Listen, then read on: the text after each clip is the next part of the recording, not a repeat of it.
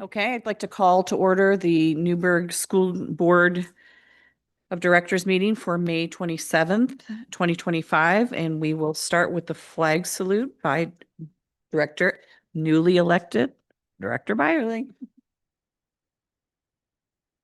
I pledge allegiance to the flag of the United States of America and to the republic which stands one nation under God, indivisible, with liberty and justice for all.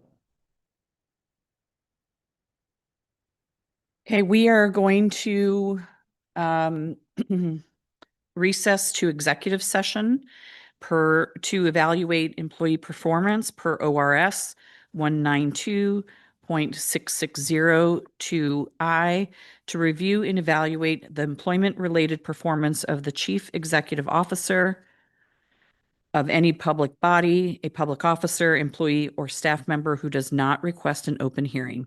So we don't anticipate that this will be a very long executive session, but we'll recess and we will adjourn and come back here. But I do also, because we haven't done executive session in a hot minute, I better read this piece. Representatives of the news media and designated staff shall be allowed to attend the executive session. We will hold our executive session in the superintendent's office for the duration.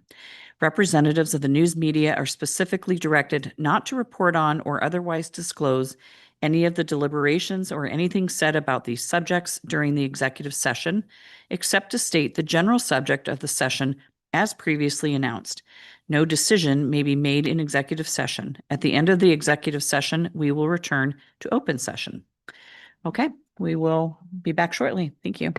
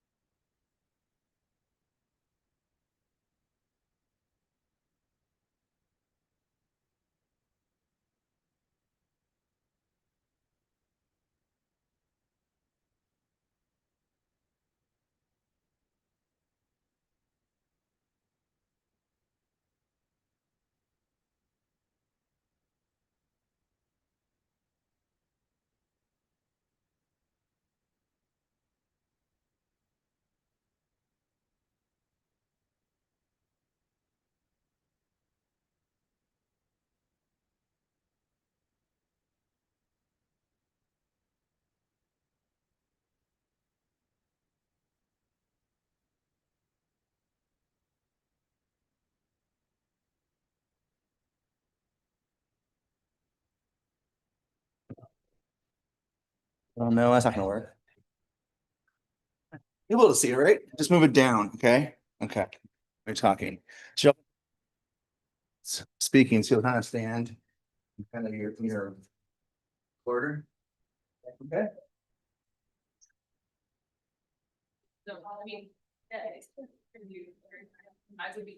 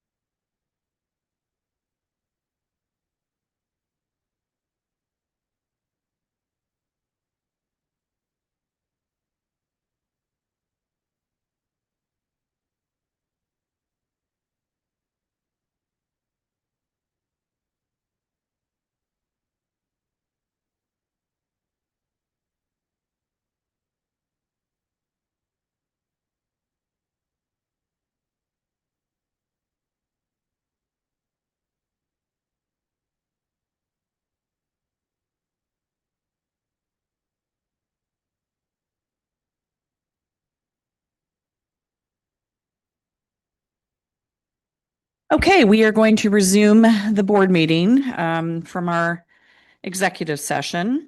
We'll review the agenda, any additions and or deletions.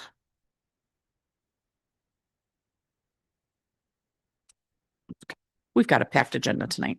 We have lots of people we want to hear from. Good, I think hearing none, we'll move on to, do we have a public comment session? Oh, that's right, and we're a little off. Okay, so student representatives. Yeah, we just wanted to take a moment to say thank you to our student representatives. Even the audience is reminding me now. Just want to take a moment and thank our student representatives. In the bag, we put some Newburgh swag so that when you go to college, you can wear it proudly. I think there's a $10 certificate to the student store too and some stickers, but really we just wanted to say thank you. Serving on a school board as a student representative is not a small task. Coming here after school takes time, thought, courage to show up, to speak up, to represent your peers. You balance school activities, life. Showing up here to contribute is to the larger decisions shaping our schools. So you contributed meaningfully to the process. We just wanted to say thank you with a little gift and a wish of good luck. No. Thank you. And it was lovely meeting your parents. Okay, next is our, oh, did you have something I you was want to gonna say? say thank you for letting me serve you guys too. I had so much fun. So Oh, thank great. you. Okay, moving on to the consent agenda.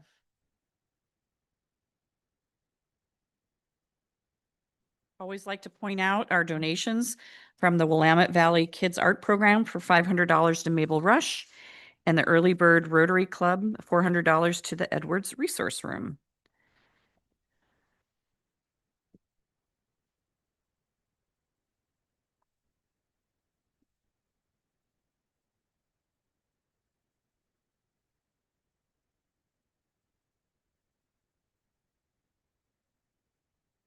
I move that the Newburgh School District Board of Directors approve the consent agenda as presented.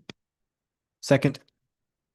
Any questions? Okay, I'll call for the vote. All in favor, say aye. Aye. Motion carries unanimously. Okay. Andy, do you want to come up and talk? Your kids do. So we're going to hear from the Chehalem Valley Middle School delegates, student delegates.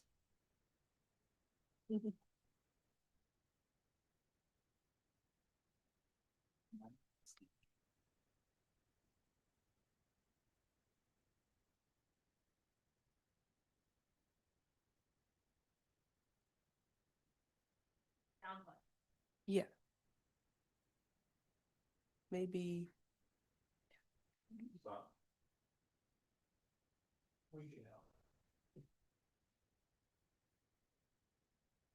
Okay. This year, 10 delegates and 3 adults had the opportunity to go to Japan through the Wadayama and Chehalem Valley Middle School exchange program.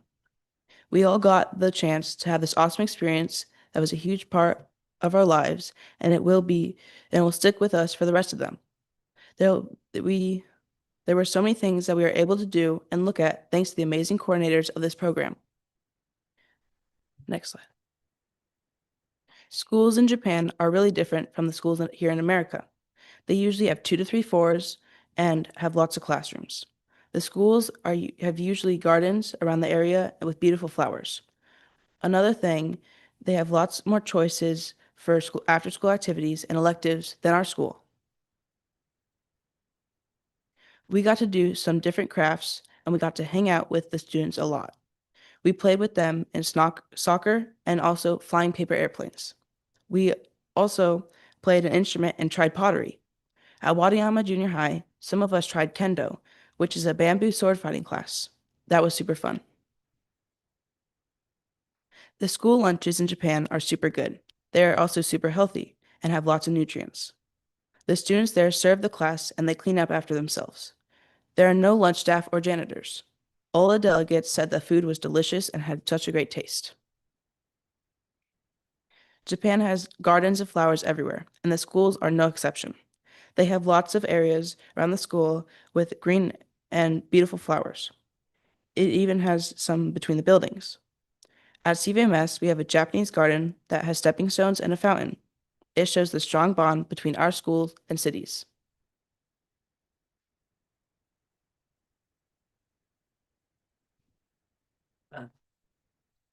I'm Rome Serlin, and those pictures uh were taken were all taken by me at various places in Japan. The two on the right were at the Ikuno silver mine, which is a mine that has been used by Japan for a really long time, and now it's somewhere you can tour. The top left picture is taken from the top of the Takeda Castle ruins, and it shows all of Asago City and the mountains.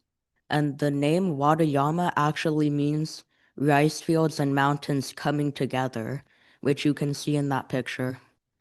Then the flower was an example of what Xander said, his flowers that were everywhere.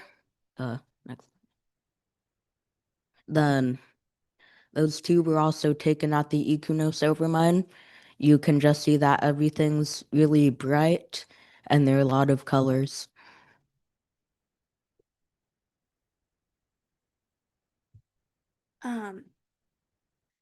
I got the chance to experience a lot of art and culture while I was in Japan. One of my favorite things that we did while we were at one of the schools was we got to try traditional Japanese calligraphy using a brush and ink on rice paper. So everyone got to try it, and the fifth graders at one of the schools got to help us and teach us how to do it right.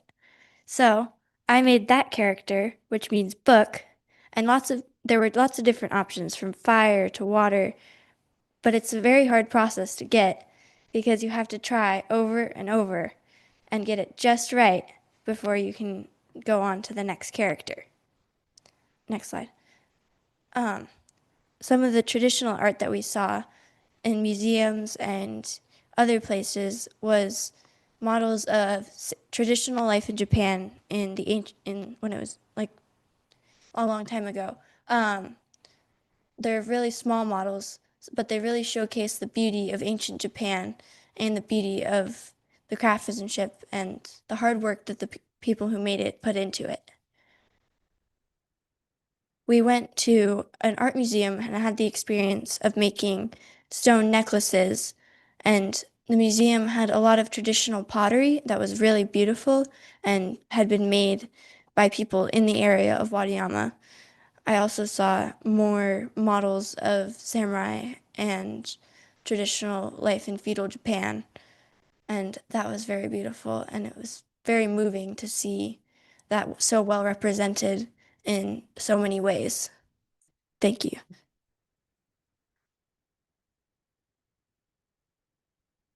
Hello, my name is Dominic, and I was very lucky because my host family was amazing with food, and I like food.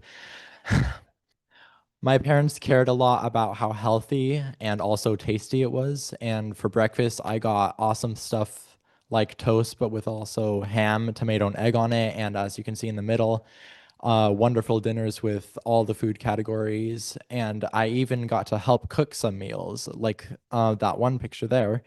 I'm making miso soup and Japanese style patties, so I got a lot of experience. Next, please. My dad was a pastry chef and they owned a cafe. So I got really awesome things like scones, bakery bread, and even cheesecake to have during the day to snack on. And every morning I got a cafe mocha with caramel drizzle on it, which was amazing. Apart from at home, they also had many other amazing options for food, like the matcha ice cream and brown sugar tea. Next, please. Going to Japan, this was also my first time with sushi, And apart from sushi tasting really good, I also got to experience really cool conveyor belts where you just order on a big screen, and it's kind of like a video game actually. And then it appears at your table in a couple minutes. And it's also because of handling food like sushi, I'm really good at chopsticks now, and I like to use them at every meal I can. Next, please. At convenience stores, when we would ride the bus, there'd be really cool candies like that one with the silly looking lady on it, which would be really sour but then super sweet, and even cool little tablets that would fizz like soda in your mouth. We also had a matcha tea ceremony, and despite the whole idea of matcha being like grass, it's actually very tasty. That third picture is okonomiyaki. It's like a Japanese style pancake with noodles and shrimp and other really good meats and vegetables in it. And I also got to try soba noodle dining, which you take plates of noodles, try them with different things like raw egg, green onion, and salt, soy sauce. Thank you. My name is Octave Delaney, and I am a 7th grader at Chehalem Valley Middle School. Newburgh and Osago have been exchanging students for 33 years. Sister cities are founded to cultivate kindness, peace, and connections with different people of different cultures. I saw a lot of similarities and differences when I was in Japan with my host student, but noticing those differences has given me compassion and love for different cultures. Next, please. Myths and legends are very popular in Japanese folklore and culture, and they have they show important beliefs of the Japanese community. One example is the Peach Boy, which is the most popular Japanese legend. It's of two farmers find a boy, and he just pops out of the peach. And later, when he grows up, he goes on and defeats the ogres that were threatening their village. This story shows perseverance, courage, and fighting for good. Next, please. Japanese shrines and religion is one of the biggest parts of Japanese culture. Temples in Japan are related to Buddhism, and shrines are Shintoism. Shinto is a religion based around kamis or spirits that promote connections with the natural world in Japan. And Buddhism centers around the Four Noble Truths, karma, and ending the cycle of suffering. Shrines and temples are a place of self-reflection, respect, and tranquility. Tea ceremonies are also like really a big part of Japanese culture. They show respect for the host or the guest, and they bring people together. A big part of tea ceremonies are etiquette.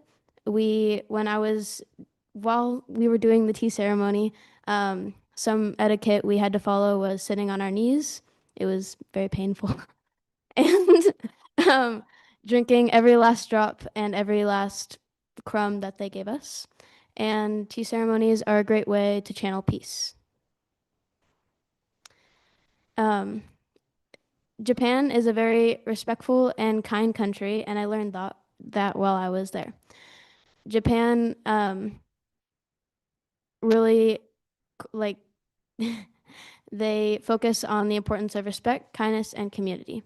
While I was in Japan, I noticed that everyone was super joyful upon greeting, and their kindness was contagious. I was super happy and very comfortable to be around them. A big thing we did in Japan was bowing. It is a very respectful practice and it just shows respect to the person you're bowing to.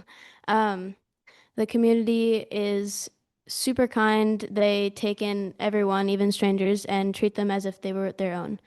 I'll never forget how welcome they made me feel and how happy I was there. Thank you. We all had such a great time in Japan, and thank you for supporting our trip and the school's program. This program has been such an amazing experience for all of us and will impact us for the rest of our lives. Thank you.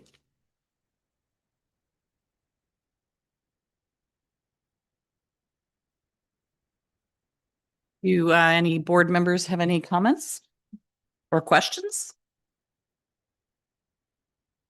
It looked amazing. I'm jealous that you all got to go do that. Something I remember happening when I was there. But yeah, so I guess my question would be, what do you think your takeaways are that you'll bring back after being in another country with another culture and being able to use that in your daily lives now? One thing that has affected my daily life, kind of like Dominic, I enjoy using chopsticks a lot more now. Uh, it's just so much more fun.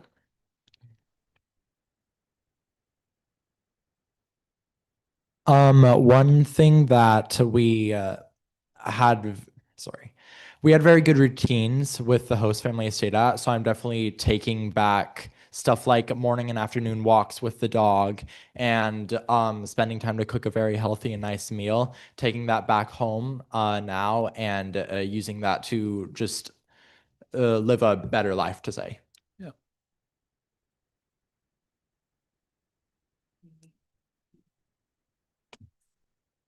I also will say it looks like a great trip. Thank you for sharing. Wondering if we could hear from a couple of you. If any of us here were getting ready to go to Japan, what advice would you give us? How did you prepare to go?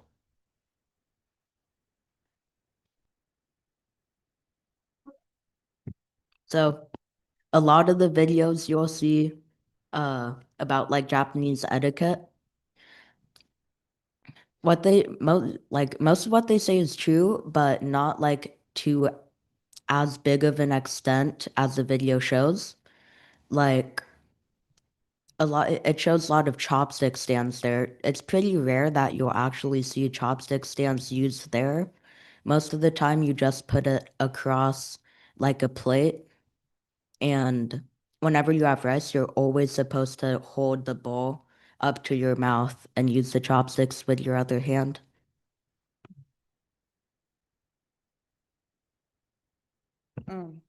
Also, when you're doing Japanese etiquette, don't be afraid to make a mistake. They're very kind and they'll help you through it. They won't get mad at you. They'll just say, hey, this is how we do it here. And they'll be very open to what you have to say. I have to talk this way instead of looking at you guys. But could you tell us a bit about your plans for this summer and who's coming to visit here and what you're looking forward to about that? 10 Japanese students are coming here, so one will stay with each of us, just like we stayed with one of them. And we're gonna go and like see classic Oregon sites like the coast, the Bonneville Dam, the fish hatchery. But they're only here for 5 days, which is relatively short, so we only get to spend a little bit of time with them. But we're gonna tour Newburgh and have a lot of fun experiences with them while they're here.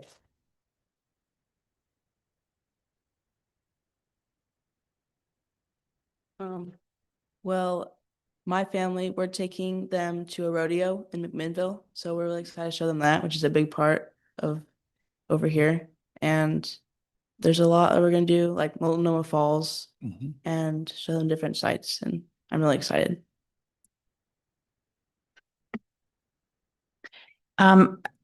Would the support folks and family members of these fabulous students stand up if you're back in the audience?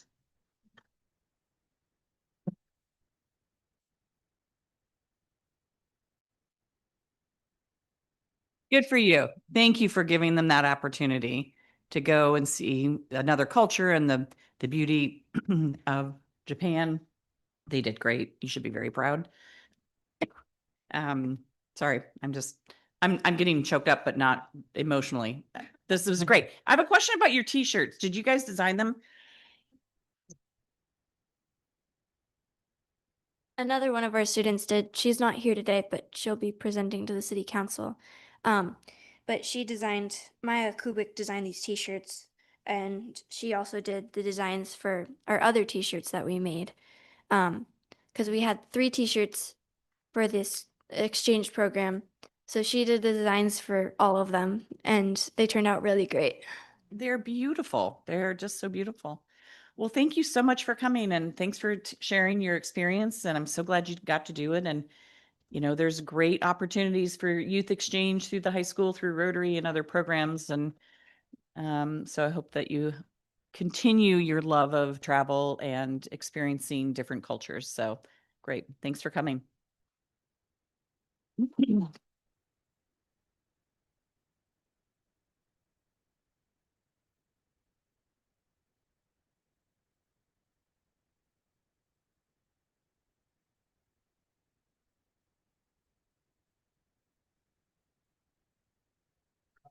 Andy, you need to make that a little more exciting compared to what we just got to see.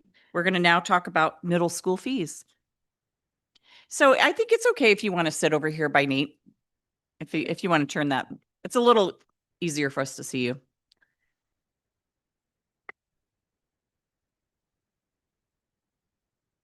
I'm gonna tell you, you're rubbing off on me. I'm here on behalf of both middle schools today. Jen has a band concert she's attending, and so I wanted to make sure to present her as well.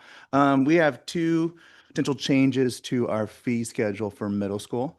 One thing we've noticed over the last couple of years is we've had quite an issue with our PE locks getting broken and just wear and tear on them over the last couple of years. So we've been talking with our PE teachers, and Jen and I want to bring to you a sixth grade fee, one-time fee for just sixth graders coming in to replace locks moving forward. So it would be kind of like the high school, kind of like those pieces, kind of like our PE uniforms. They buy them once and they use them the next 3 years. So we're looking for a $15 fee. It's about $13, $14 when it comes to locks, but with prices going up, we figure we'll probably have to pay more down the line. So that's one of the changes that Jen and I want to ask for your help with. And the second one is for Miss Bailey over at Mountain View. It's cooking. We want to increase it to $30 instead of $20. Jen was talking to me today about this, and it's about $1,200 every trimester when it comes to supplies and product for them to do that class. And we don't always get all of the fees paid for, so we're hoping to bump it to 30 with all the inflation and all the prices going up in our food costs. So that's only for Mountain View, not for Shannon Valley, where we have a wood shop. Questions? Can you remind us the process for students, families who can't afford fees, but Yeah. want to participate in these activities? Yep. So we encourage families to pay our fees because it's how our teachers get our supplies, a lot of our supplies. If they cannot pay, we work with them on fees, on a plan, pay some of it here, some of it there, or we just waive those fees for some families who cannot afford it. So oftentimes, a parent who can't spend all that money because it's going to impact their bottom line and feeding their children, we're going to say, you're good. We want your kid to experience of art or cooking, and we just absorb that cost. And teachers do what they can without that fee. And is it upon the family to reach out, or is it also tied to their forms that they may fill out elsewhere in the school? It's both. Yeah, it's both.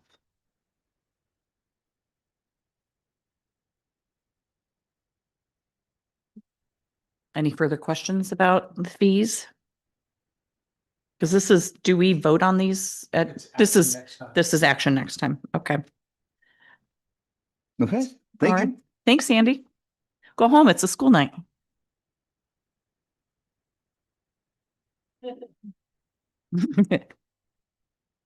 Okay, I'm excited to invite up the school counselors, Jen, Margaret, Andrew, Maddie, and Angela. Come on up, and you have cool t-shirts too.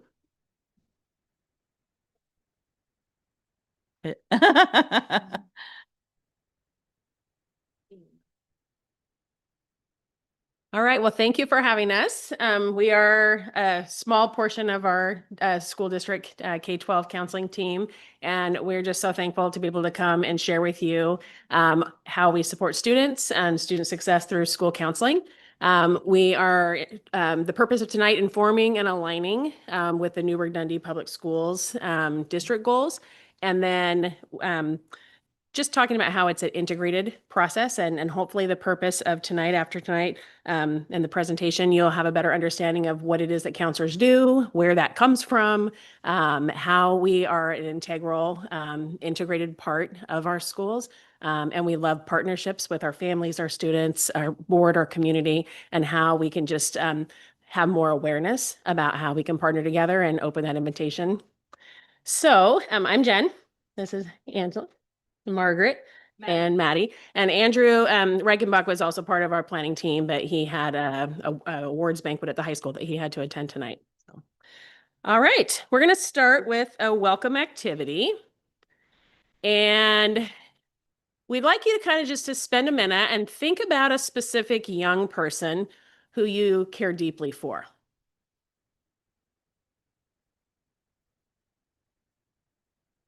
Now imagine meeting them when they're 30 years old. What qualities or characteristics or skills do you most hope to see in them at 30? So turn and talk to somebody next to you. What qualities or characteristics do you hope to see in them at 30?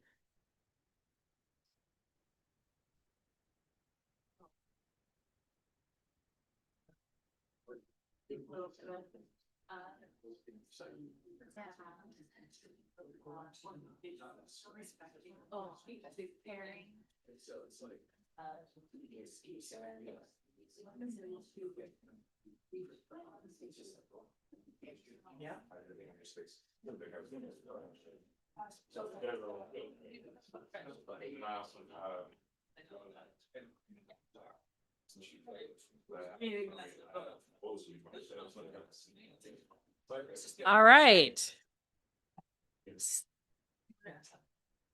So as you think about those characteristics, how many of those, or anyone want to share? I heard a couple. I heard independence. What were some other ones that you guys talked about? Confidence, resilience, empathy. Okay. Yeah. Compassion, grit. Yep. Compassion and grit. Okay. So how many of those characteristics come from developing those social and emotional skills, those soft skills?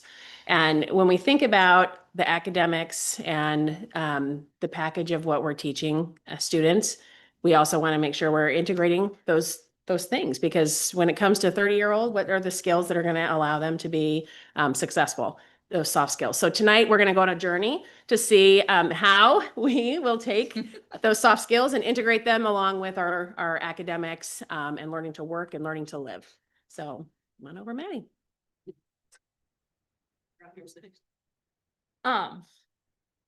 Eight. Okay. Counseling has changed a significant portion over the last even 10 years that I've been a counselor. But even before that, I'm sure that a lot of you have had your own experience with guidance counselors, right? That was a thing that most of us had at some point or another. When you think of guidance counselors, for the most part, it was a very reactive position. So they would sit in an office, children would go to them when they cry, or you might get called down to go talk to them about college and career planning, right? That was my experience growing up. You're all of a generation with me or older. So I'm sure you had a very similar experience. You look lovely, though. But it's a very different world now. So instead of calling us guidance counselors, we really do go by school counselors. So guidance counselors is a very outdated term. It means something kind of very different than what we do now.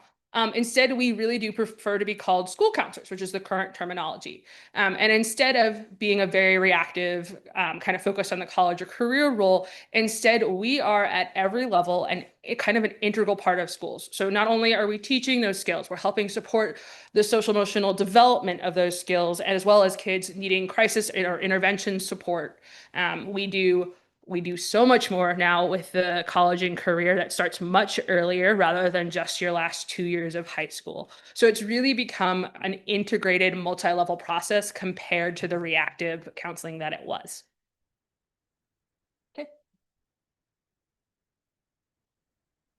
Okay, so currently in the district, we have 14 school counselors between all of our levels.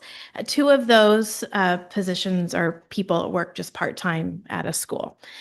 We meet monthly in our K-12 PLC, which is our professional learning community. And this year, when we came together, kind of knowing that there was, the budget, our time looked different. We kind of started talking about what work do we need to do as school counselors to know what we're doing and where we should be, what we should be doing kind of in some of those changes. So this fall as a PLC, we took time out of our schedules to kind of do a time task analysis in the fall. So we each committed to a week of time that we would keep track of everything that we do in a day and kind of see if that kind of aligns with what we should be doing. And then January 7th, when we came back for PD, Dave came and worked with us counselors, and we really kind of worked together to look at our program. And we spent time looking at what is going well, what is not working, what is our dream, if we could do anything we wanted to do and have all the funds in the world, and what could we commit to as a group. And so from that meeting, we kind of continued our work in our PLC this spring to kind of identify what we wanted to do next. And so up on the screen talks about our goal is to support all students through a proactive and responsive counseling program that is more closely aligned with ASCA, OSCA, ODE standards for counselors and students. So some of the work we do that we'll talk more about is really working with students to build skills. And that might be executive functioning. At all levels, we might have a student who needs a little bit of help figuring out how to organize themselves to turn in their work on time, or to be present in class, or maybe they need help regulating their emotions. And so these are some of the things we do, really connecting students and families to outside resources. We do have limits in our position, and sometimes students need more support than what we can give them at school, so helping families get those resources. And those are just some of the things that happen when out of our work as a team. So.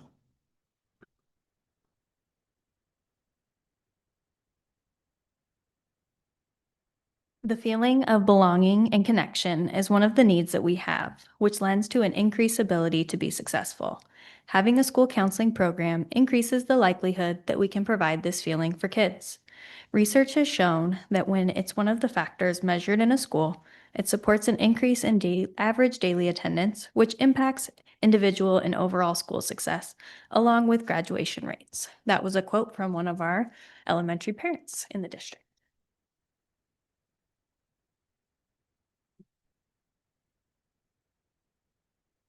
Me again. So as I mentioned, kind of our goal is to align more with some of our associations. And so I just kind of want to talk briefly about what those are. So ASCA stands for American School Counselor Association. And that's kind of our national organization that really provides the framework and best practices for a strong school counseling program. We could probably spend a whole board meeting talking about all the things that ASCA could help us do, but we know you don't have time to hear all of those things. So the domains that really they focus on are the social emotional learning, which is the learn to live, college career readiness, learn to work, and then academics, learn to learn. And then OSCA, which is the Oregon School Counselor Association, it follows the ASCA model, but it also includes a fourth component, the community involvement component, which is the learn to contribute. The cool thing about OSCA is that they have a local conference, thank you. And a lot of the sharing and education that's done there is done through local school counselors. So I just even heard while we were waiting that Maddie's going to be presenting at the next OSCA conference probably in the fall about some work she's doing. So it's just a really cool way for us to collaborate with our local school counselors as well. And ASCA recommends that all districts have a comprehensive school counseling program, which is what Margaret is going to talk about. So I have the super fun job of putting 30-page document into one slide. So, we're going to get all the things in there. But I am honored to introduce our comprehensive school counseling program, which we updated. This is detailed in your board packet. This document reflects our commitment to every student's growth and success, which results in capable, connected, and resilient young people. What sets our program apart is a focus on the essential soft skills like communication, collaboration, problem solving, empathy, and self-regulation. Some of the very qualities that were reflected at the beginning of our presentation. So let's take a moment to walk through the plan together. You can find this starting on page 9 of the board packet. Starting on page 4, it explains how our work is grounded in the ASCA national model and the OSCA framework, which Angela talked about. This ensures a proactive, equitable, and developmental approach rather than just a reactive one, which sets us apart from the previous guidance counselors. Moving to page 7, I'll go along at the same pace so that we're together. This outlines the benefits of the CSCP for all stakeholders, including those on the Board of Education. Page 9. This represents our vision and mission statements in addition to how school counselors balance the roles of educational leaders as well as mental health first responders. Page 12 introduces student standards, ethical guidelines, research-based best practice that guide our work. In the online version, all of the links you can click and find specifically to those standards and the ethical guidelines. So if you care to look at those more, feel free to go to the online one and it takes you directly to those. On page 13, we begin a detailed scope of how we support academic, career, social, emotional, and community development from kindergarten through high school. Moving to page 16, it explains how services are delivered through classroom instruction, small groups, individual counseling, and crisis response.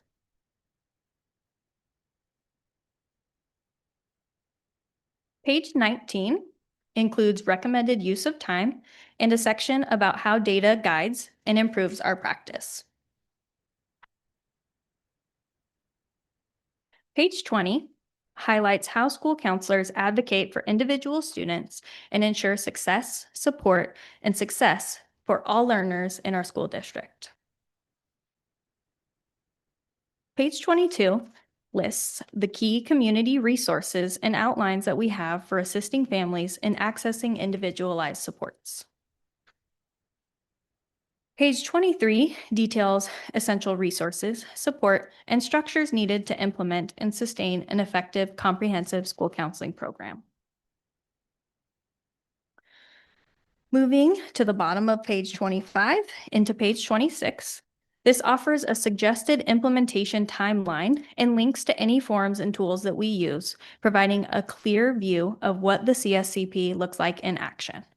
So that one also has links in the online version, and anything that's a template or anything that we'll be using as school counselors is linked there, so you can see directly what we would be filling out and what we would be doing for that added transparency. And lastly, page 29 concludes with an overview of how our program aligns with relevant laws and policies. We're especially excited to see that policy IJ is on tonight's work session and agenda. We appreciate your commitment in updating this important area in the work that we do. Lastly, the work of a CSCP is closely aligned with the district's mission and vision statements, as well as school improvement plans. It goes beyond supporting students in the moment, but it's about building sustainable programs that close the gap and elevate outcomes for all of our learners. Our school counselors partners with family, staff, and the community to ensure that every student is supported, seen, and equipped to thrive, not just in school, but in life as well.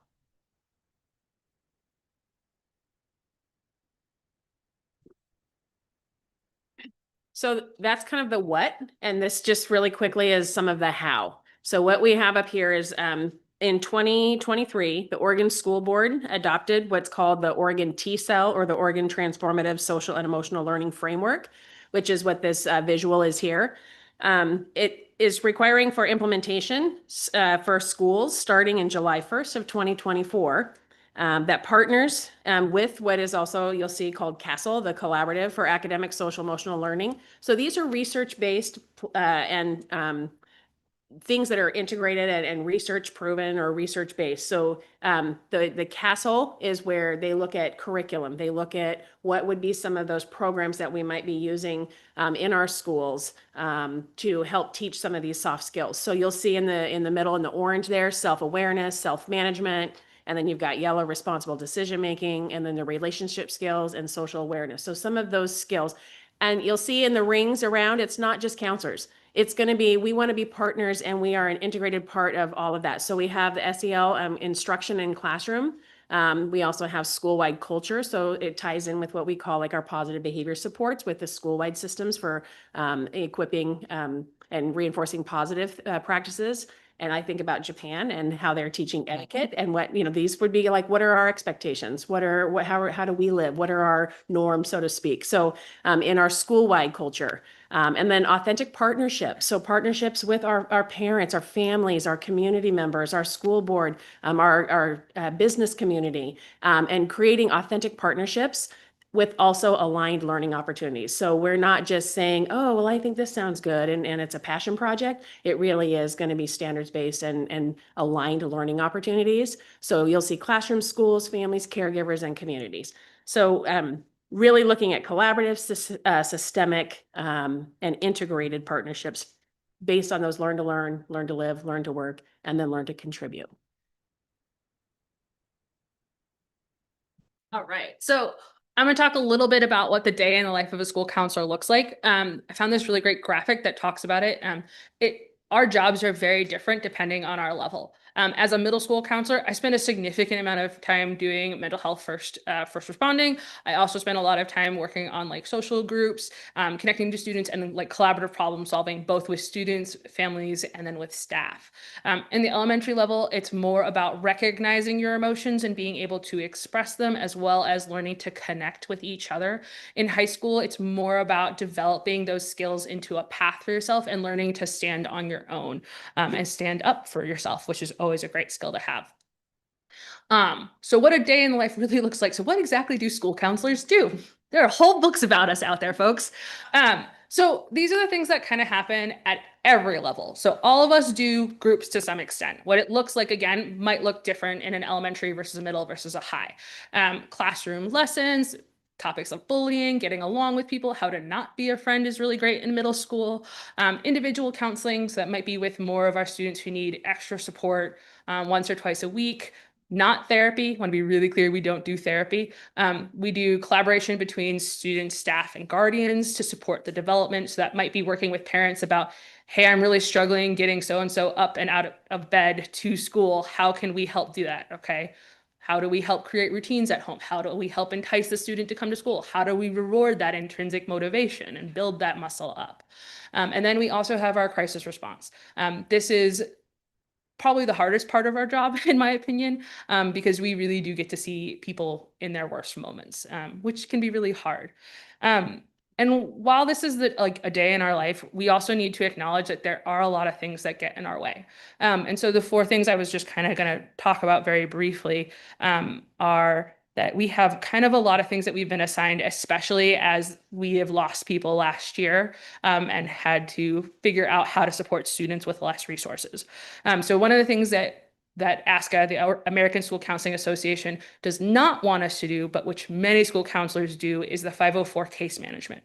So 504 is a part of the Americans with Disabilities Act about giving students access to things. So think of it as a wheelchair ramp. You can get to school and you can do your schoolwork if you have the ramp to get in. That is what a 504 does. So when we do caseload management, it takes away the time that we're actually connecting with students. Another thing that we do is a lot of our secretaries, counseling secretaries, have been cut throughout the district.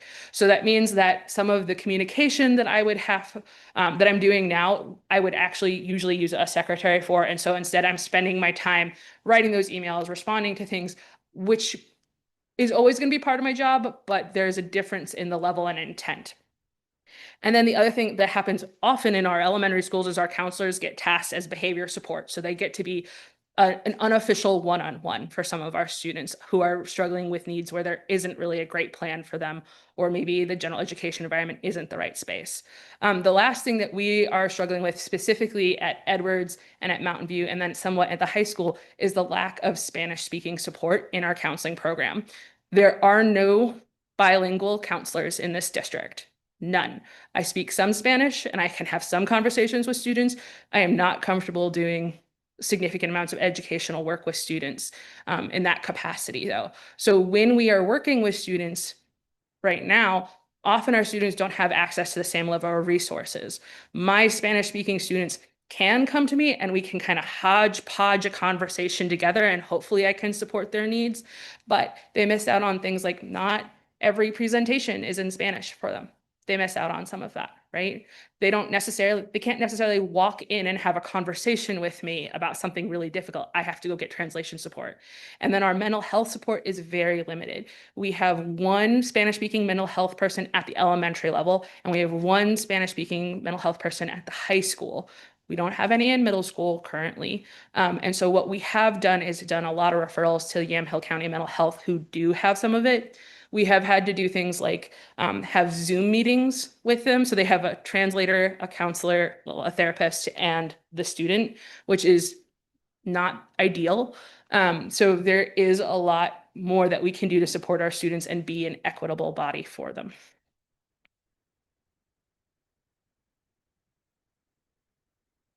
Questions? That was a great presentation. One question to what you just said, but then back on the last slide, at the very bottom line under crisis, or someone says SI screeners. What's SI? Oh, yeah, so SI stands for suicidal indicators. It can also be like yes, ideation, sorry. We don't necessarily call it we don't necessarily call it cutting, we call it self-harm. So like we just use more official terms for that. Sorry. I appreciate that. Acronyms are the death of all of us, and if we don't know them, ESCA, OSCA, PLC, CASTLE. Exactly. Like, would you like me to go on? No. The question I kind of had is just what you touched on. I'm not saying you were going to be the one to answer it. You're saying that we don't have anybody here support the bilingual community and students. And this is just random wanting of knowledge. Do you or does ASCA or OSCA have like how many like all the other districts have, or like are we the only ones that are in this position, or are there a lot of similar communities like us that are the similar? There are, but that doesn't mean we can't be doing more. Of course, right. There's lots of different options out there. However, right now, of course, our primary language is English. And we are having an increase of students coming in. I know I'm at Mountain View this year, and we've had to create an ELD newcomers class because the students that are coming in are so low level in English that they cannot be in a lot of our regular education classes.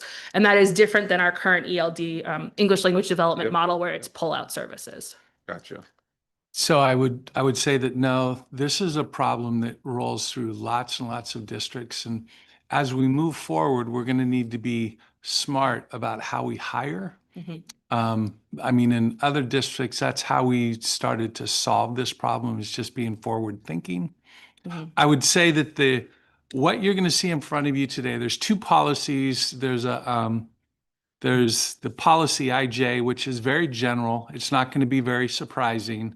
There is a AR that goes with it that defines what a child development specialist is. This book that they presented you tonight, at some point, probably it'll go through the policy committee at the next time. I think this is our AR. And because of what we needed coming, as I came back into the district, is we all had different ideas about what counselors, and I'm speaking our administrators and our counselors. So I really appreciate the work that they've done to align us. This is best practice in the nation and in Oregon. And the hardest part about achieving what they would call ramp status, another one actually, and ramp status would just mean agreeing, doing things the way ASCA and OSCA are laying out. But in doing that, the hardest part is really the caseload I mean, most districts can't even approach the caseloads of 250. Mhm. Well, we're actually not far off of that. And so like this, I think will give us the background. And again, counselors will continue to, they're going to help. They always help. And so like in a building, when I ask them to do something that isn't necessarily related to ASCA, they're going to do it because that's who they are. They always do that. But with this, we can now begin to do that measurement and say, what is the work that they're doing? Is that the way we want it to go? And for the administration and the district to align around a practice that's maybe more effective. And so that's really why they're here. And this work that they did, they actually did it in like 2017. You and me. Yeah. But it never really got implemented. And so as I came back in, it was part of my question is how do we align? And so they've done this work, they've improved it, shortened it.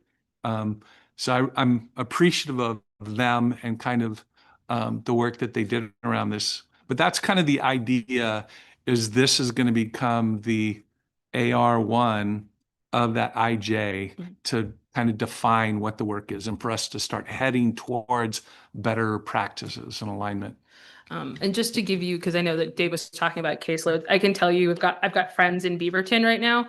She's working at an elementary and their cutoff for one counselor is 750 students. Right now, the ASCA recommendation is 250. We are all pretty close to that. Some of the elementaries and one of the middles is a little bit higher than that right now. But it also, I'm going to be really honest, depends on what we're doing. I know especially at the middle school, when we did our time task analysis, it was very clear that the middle school was not spending its time doing what the ASCA model recommends. So we were spending a significant amount of time doing things that needed to get done. Absolutely. And there are better, more productive uses of my time. I hate to say it like that. I'm thinking about like, so as school counselors, the way to think about what our role is we're educational leaders. So we have a master's degree or beyond in educational practices, the student teaching, the being in the classrooms, knowing what students are learning, how to learn. And then we're also those mental health first responders. So we have a whole another additional coursework in mental health. And so being able to utilize those skills and so appreciative absolutely for Dave and the support of the district to get the numbers better. And then grateful that we're allowed to do this work and we feel like we're hopeful that this is going to go somewhere and not just sit somewhere else or disappear again because we've done these before and then it just goes away. So we're really hopeful. And as you guys have said before, like invested towards long-term thinking, that strategic planning and having some consistency in the district that we can make some movement and really embrace kind of the work that we're doing together so that it's working smarter, not harder. And I love that Dave said thank you to all the counselors. Really, Margaret and Jen did all the work on that. I will give full credit there. I looked over it and I did it like the original one. So thank you for cutting down my lengthy 60-page document. So were there other questions? Step away. Yeah.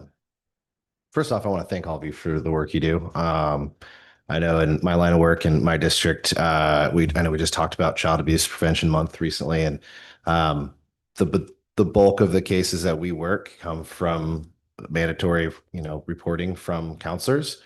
And with that, the SI and the mental health first response, what kind of peer support or ways that, help the helpers do you have from the district or need?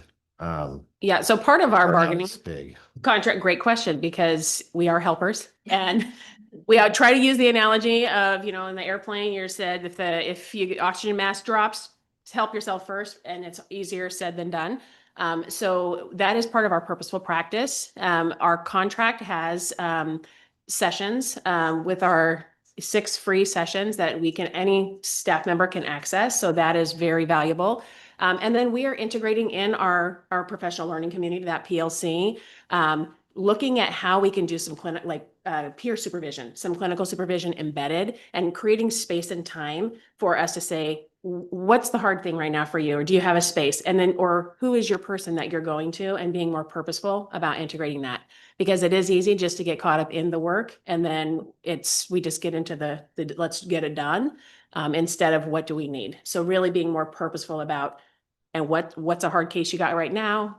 Can we be think partners with you? Who else can be a think partner for you? And just trying to really support each other in that. And it's been really invigorating to have this guiding document and our PLC, having the counselors, even though they're tasked with lots of stuff, energized and saying, we're excited to do more work because this is the right work, and the alignment that's coming from. So great question. Thanks. Thank you. Yeah, I want to echo the thanks from Director Wolfer. I really enjoyed reading the plan in the packet, and I just want to say that you all as school counselors are so uniquely positioned to know all of the students in a school where a teacher or even an administrator can't. And so I just want to name that. You have a lot of visibility of the kids in our community, and you do really important work. So thank you. I have 3 super quick questions because I know we're going long. I think you mentioned one of the things that we're not resourced to do is for you all to do 504 coordination. Who does that work? Do you want the here's how it should be, or do you want the who does it now? Who does it now? So who does it now is every counselor in the building does their own caseload. So for example, I'm at Mountain View Middle School. I have the first half of the alphabet for 6th, 7th, and 8th grade. I have approximately 40 504s, and my counterpart only has 22. But so we all are responsible for doing that. We have also done a significant amount of training on our own because that is something that we are always looking to expand on, because I don't like to get sued. I don't want you guys to get sued, all that good stuff. So that's really who does it right now. Okay, thank you. Second question, what access do you have to work with teachers directly in support of student needs?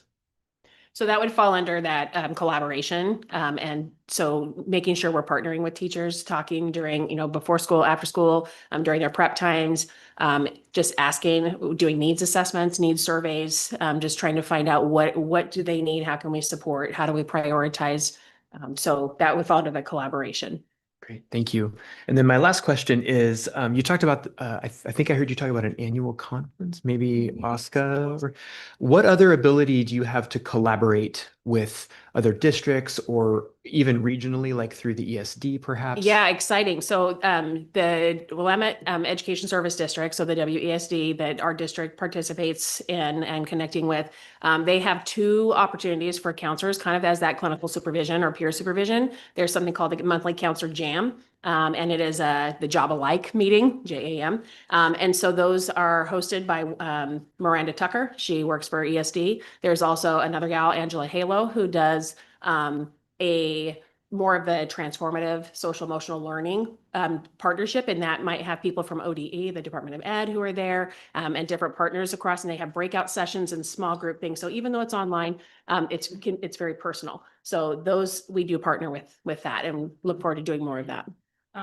There is also an annual ASCA, so the American School Counseling Association conference. Have any of you guys gone? I was going to say, we have, once upon a time, we had ambitions of sending at least a couple people from each level, hopefully through the district. That has not ever become a reality. I know that I went to OSCA this year for the first time in 7 years, which was really amazing because it's 500 school counselors of all sorts of different levels shoved into 3 buildings, walking around for 2 days, about 100 different panels. So it's a really great opportunity.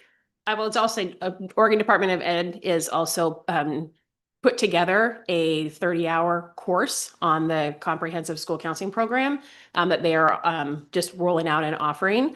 Margaret's already completed the training. So that is something that, again, how do you put this into action? And for us, when our feet hit the ground and we're running, how do we make sure that we're being purposeful? And so there are some great supports that are already available. Well, and going along with that, I actually had somebody reach out from the McMinnville School District, and they're starting to implement a CSCP. So they're getting the ball rolling. So it's just kind of word of mouth and getting to know counselors in other districts. That has been really empowering and energizing for the work that we're doing. So been great. Thank you. Thank you all for what you do, especially for our kids. Absolutely wonderful. I really enjoy the idea of moving from guidance counselors as reactive to school counselors who are always with our kids. I think that's really important for all of them. two quick questions. One was on one of the problems you talked about how, especially in the elementary school rooms, you end up having the role of trying to think of what you said. Behavioral support. I think that it probably isn't uncommon for somebody to think, yeah, that is part of your job. So I'm curious, who would that normally fall to? Was that just, what other support staff ideally? Obviously, we have constraints with everything, but what is that missing? What is the missing component there? Yeah, I think that it is something, and you guys feel free to jump into, but I think it is something that is absolutely part of our job. We are part of a school team. We are integrated. We are going to partner with our admin. We're going to partner with our special ed teachers and our gen ed, staff. So it is part of us to be responsive. Where it sometimes blurs is at elementary level, especially. We have students that come in who were the first look. So they don't have an educational history. They don't have educational planning. If they don't have an individual education plan, an IEP yet, they might not have a 504 plan yet. So they come and they show up. And then if there are significant needs where they're running or there is aggression or things and there's no plan, that falls on general education. And that means a person or a body has to be there. And there's not access to special education assistants or somebody else to be assigned. So it really gets between your principal partnership. We work very closely. But if someone's running, safety first. We're going to love those kids. We're going to care about them. We're going to make sure they're safe. And then all of my case management, all of my emails, all of my parent phone calls, all of the other proactive, my groups, my classroom lessons, all of that can get pushed to the wayside if that student's need is at crisis level. And so ideally, we have some warm handoffs to some of our intensive, like Lutheran Community Service partnerships for school-based. But as far as like in the daily life of, if it's general education, we can go through the process for looking at an evaluation for special education or trying to understand and do what we call functional behavior analysis, which also as a case management takes time to do those. But that's looking at behaviors and ability or an attempt to communicate or regulate. So we're really trying to figure out what is the child trying to regulate or what are they trying to communicate and help create a plan for that. So we end up being what we call in the tier system, like tier 1, tier 2, and tier 3. So we're saying, okay, we're going to do whole school stuff, and then we're going to do small group stuff. And then we're going to also now not only help create the plans for the top of the triangle, but now we're also assigned to be there with them or have to be part of that response team. So that's where having a clear streamlined process and then who else can support. And I know that our district level support staff have also been pilfered away with budget stuff. So having a behavior support specialist who can come in or help do some of that functional behavior analysis work or those observations or helping some of that planning or even just giving a different lens when we're in the trenches, having outside perspective is hard when we don't have as many people left. Yeah. Well, and I think to summarize and the key point, especially what I do in my practice, is very proactive. I am willing to step out and help that child, but I serve 100% of the students in our school. And so what am I missing out on when significant chunks of my day are spent doing that? I'd also say this is a complex system. So there's other parts of the school that also need to be involved. And when it overwhelms, when the amount of time that they're spending is taken away from the other pieces, we have to have the other parts of the system, which has come up this year as I've come back and as we've hired in new folks. We're discussing all of these pieces about how do we get more help in that process. I appreciate that. And again, what you guys are able to do in the school day to help all of those students is truly incredible. One last thing, I'm so sorry. I love this recommended use of. One last thing for me. This recommended use of counselor time. I absolutely love that. I think it's great to be able to visually see that. You talked about you had done a week and you figured out kind of where you were at so far. How far off is it from this? And how I assume that just because we have this and next year you have this plan, you won't necessarily be able to jump to this exact time frame. What do you think that transition looks like? Yeah, that's a really great question. I came up here because I synthesized all the data. It was a project of love. So what we had found was that The other thing we have to keep in mind, really honestly, is that your weeks look really different, right? So a standard week for me might have some crisis response. It might be doing some group work, some classes. I might be doing a lot of individual support. But depending on when we do this time task analysis, it looks really different. So for example, Angela, how much of your time right now is focused on master scheduling? 0. Oh, okay. Sorry. Michelle, how much of your time right now is focused on master scheduling? But as someone who that is not actually part of the ASCA model, I am doing the master schedule at Mountain View. Right now, that looks like it happens some through extended contract time, which is helpful, but I have to leave with a master schedule in place. And depending on when things get approved and when things get done, that just pushes the timeline back. And then it limits the amount of time that I can spend with students at the end of the year, which is a really tough transition for a lot of our students. Some of them are going off to high school, super excited. Some of them are going home, and that's not a safe place for them. So end of the year is really rough. What we had found was the weeks that we had done it, middle school was about 50-50. So ASCA appropriate tasks, ASCA not appropriate tasks.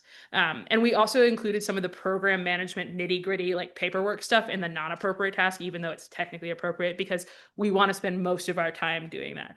I think the high and elementary were more aligned towards it. So low 70s, high 60s versus the 80%.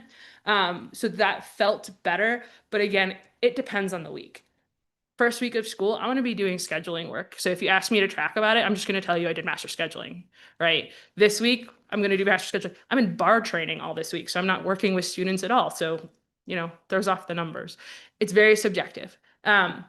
So the plan to get there is really having those conversations. And I think this starts with what we call the ASCA audit, which is when it's an 8-page document that looks at all the different aspects of the counseling system. The hope is that we can sit down with our admin and partner with them at the beginning of the year and look at where we are at in our program. So really, are we emerging? Are we proficient in this? Is this non-existent? And it covers all things in our program. So then it would be sitting down and creating and aligning some goals as a team to work towards more alignment with the ASCA model of that 80%, 20%. Yeah. And that's really the power here, is the partnership between the admin and the time task analysis is the feedback of how are we doing. And so where I've seen this work well, we had several ramp schools in my former district, and it's really about the partnership between the admin and the counselor and trying to head towards a better system. I have a question. Could you, could you go all the way to the back of the first slide, please? And while that's happening, I would like to do a shout out to Miss Lund. Would you like to step to the podium and tell us what award you just received? Yes, you would. You would. Yeah. And would Mama like to stand up and we give a big round of applause to Mama Bachmeyer for creating such an amazing human? I got awarded the Outstanding School Counseling Student of the Year from George Fox University. Okay. This one. Woo! And she's staying with us. Okay, the next slide, please. So how long have you all worked in the district? 5 years? 10. 30. Awesome. I just want to really point out, Nancy and I kind of mentioned this, we're talking about this slide. It has created some oddly chaos in some school districts in Idaho. Thank you for embodying this statement. I know there have been years here where that has been tested and not believed, and I will fight my last breath to make sure that this is a district that embodies that and believes that. And I just want to say thank you for standing up. It's been hard years. You guys have been bold, and you have been, there's a word, there's a word that's escaping me, but you have fought the good fight for our kids. So thank you. It's beyond being an advocate. I am an advocate. I'm a crime victim advocate. And I know that in that life, I've worked with you folks in terms of helping support kids, but it's really important. It's like you have gone, you've been It's not even the word warrior they want. I'll come up with it at like 3 o'clock in the morning. But okay, so thank you for what you have done to stand up for our kids in this district, sort of against all odds. So thank you. Could you go to the really cool graphic that had like the big circle, the psychedelic circle? Are you figuring out a word for me? Tenacious? Resilient? Okay, so I love this very colorful kind of thing. What I would encourage is anywhere you see the school board having a role in that to let us know. We won't know. We won't necessarily know. But when we're out in the community and people want to know what's going on with the schools, this is a really critical dialogue. And I'm thinking this should be like a city club conversation because it is so often, you know, there's great things to celebrate, but there's also just the recognition that the foundational work that you guys bring to the building helps support the teachers to be able to teach and helps it, you know, the kids to be able to be successful, the kids to be able to be successful at camp, all the things that we want for kids to be able to walk out of the building on graduation day, to go off and be, you know, amazing humans. That's critical. And I know that I hear it from community members. How is there ways that we can help? But specifically as a board as well, I think I'll speak that we really want to be one of those boards that are emotionally, you know, social emotional leaders as well. So I would encourage you, if you think that there are things that we could do to really kind of step up and say, hey, this is an idea. Also, thank you for telling us like it was. We get presentations that everything's rosy and unicorns and everybody's happy. And so thank you for being honest about the challenges that you have.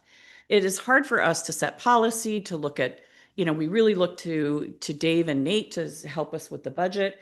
But it's also really important for us to hear where we sort of are struggling. And I appreciate your honesty to come forward and talk about that. And I do appreciate that Dave is the type of leader who encourages that because we haven't seen that previously. I might be, yeah, I'm not up for election for 2 years. So I also would like for us to make a commitment to have this type of a meeting in a year from now, because this is my area of, you know, the crisis response and all that stuff, not so much scheduling and who's making what class and whatever. That's no. But like I said, the foundation of these kids and what people don't understand is the homes that they go home to and what you guys see and, you know, and I appreciate Director Wolford for talking about, I always end up kind of conflating your two names, is that you carry that for your staff if there's a crisis, that you carry that for your building. So I just want to thank you for, you know, you have a long list, there's a longer list of all the words that you should be on that t-shirt, but just thank you so much for what you do. So I'm done. That's good. Thank you. I will be so fast. And I'm sorry I can't look at you. But I just want to thank you for including the information about Spanish speakers. That is something that I am concerned about, and I know that you are concerned about too. And I just want to recognize that and hope that we can, you know, add some bilingual humans to your team in the future, and hope that we can find those humans and find the budget for that, because that is a huge deal. Spanish classes. I mean, like, I speak some, but not educational based. Yeah, I'd love to go. I hear that. Awesome. Thank you. And just to wrap it up, reflect back that person that you thought of, that you cared for, that's 30 now. And when you think about those skills, confident, compassionate, resilient, thriving, are we doing the work, and how can the work of school counselors be helping? And the partnership, Deb, that you talked about, that we would invite you guys. There's actually, we're in the process of with ASCA and looking at our, what Dave mentioned, RAMP, the recognized ASCA model program, which is very hard to obtain. It's a 3 to 5 year process, is creating an advisory board. And part of that advisory board is going to be community members, our family, our, you know, family stakeholders, our school stakeholders, admin, school board members, business members, And when Leslie Carsley was here and she led, we went through cohort D through the state and created the stakeholders. And then if it doesn't become a living, we're revisiting. So thank you for inviting us back to keep this current. That's the work that's going to keep us working smarter, not harder, and working as partners together for the kids, because kids don't get every day back. They have this day and then they have the next day, and we have to do the best that we can every day. And if we agree to disagree, we agree to disagree, and we're helping promote them to build confidence in who they are and to be resilient, contributing, successful adults. So thank you for letting us come. So grateful. Thank you.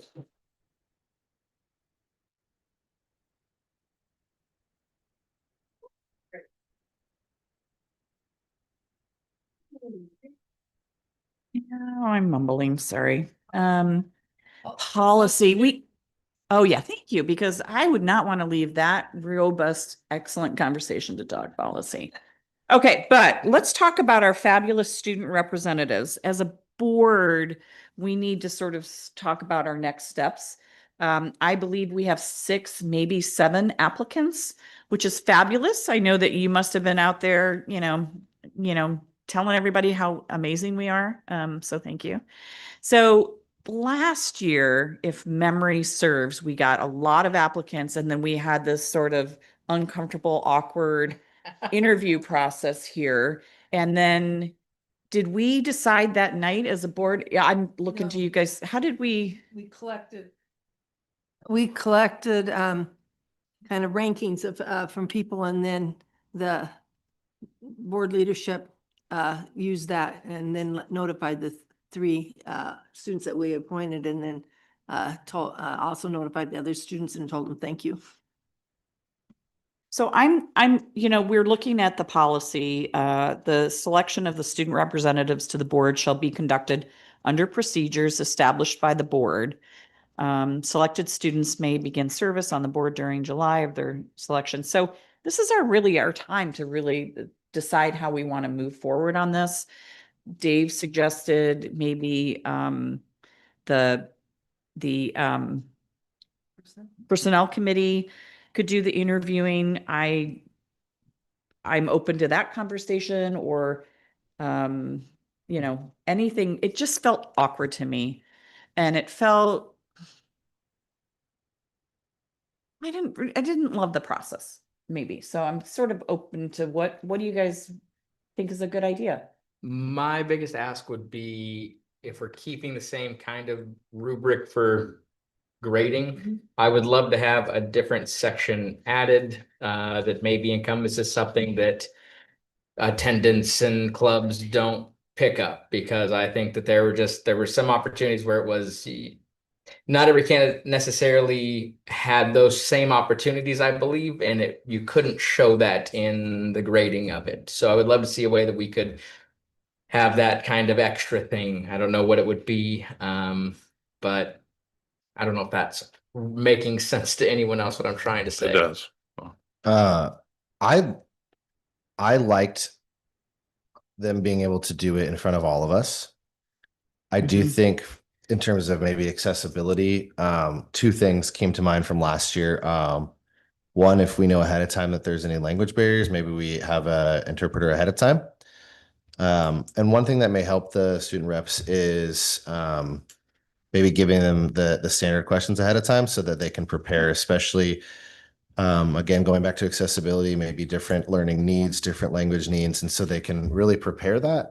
But I would prefer it not go to the personnel committee. I think both the public and them, and it's also part of that process. I'd actually like to hear from our student rep tonight what your thought of the process was when you went through it. So I think that coming here and having the interview in front of all of you and during the board meeting was very important to me, because I come here every two days out of every month to come speak in front of all of you.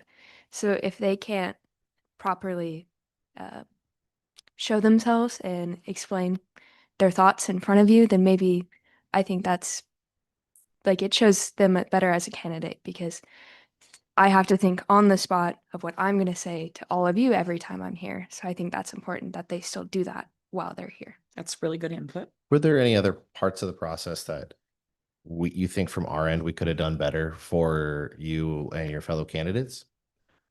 What I have already gotten feedback on the one person I know who is running is that he feels like he's lost in the process. So like he submitted his application and he didn't even get an email if it was like received. Okay. And so if you could notify them at what step in the election process you are in as you go, that might be very helpful for them. Because he texted me today and he's like, I submitted my application, but I haven't heard anything. When am I supposed to hear back? When am I even supposed to come in for my interview? They've told me nothing. And I'm like, it's okay. After today, you'll probably know something a little more. So Yeah. Well, that's a good point. more because clarity in the process. I would be think very I'm the only one that may have all, did you get all the applications? Okay, so that's something I might have. yeah. So we can work with Dave to get all the applications out to everybody and a response. Is that something that could come from the Oh, yeah. board secretary? Yeah, and we can get it out tomorrow. Okay. Once you decide what that process. Okay, you want perfect. to have. That's good. Well, thank you for that feedback. That Yeah. both of those, that what went well and what didn't, that's very, very helpful for us, being that we didn't go through that process. So One of the things that I did as a board member is they all have to have references. And so I emailed the references they gave. And because before they came to interview, because that's what I would do if I was looking to hire someone. And I thought it was a courtesy, and all the references responded. Now, it might be too much if all of us are. Yeah, I was gonna say, so I Yeah. would love to have a sort of coordinated effort of if one person's reaching out to all their references, or if each of us take a different applicant. Well, it might be individually. nice to have just a standard question that we would ask of the references, and then everybody, takes one. And if you know a student, don't take that student. So that we give some opportunity to, sort of honor the process that we've requested references and people have given them, but also as a sort of a proofing ground for the students who will be, going out into the world and doing interviews, although not so public. Well, I think that also addresses Director Allen's a reference. Someone sometimes will say something that's not on an application.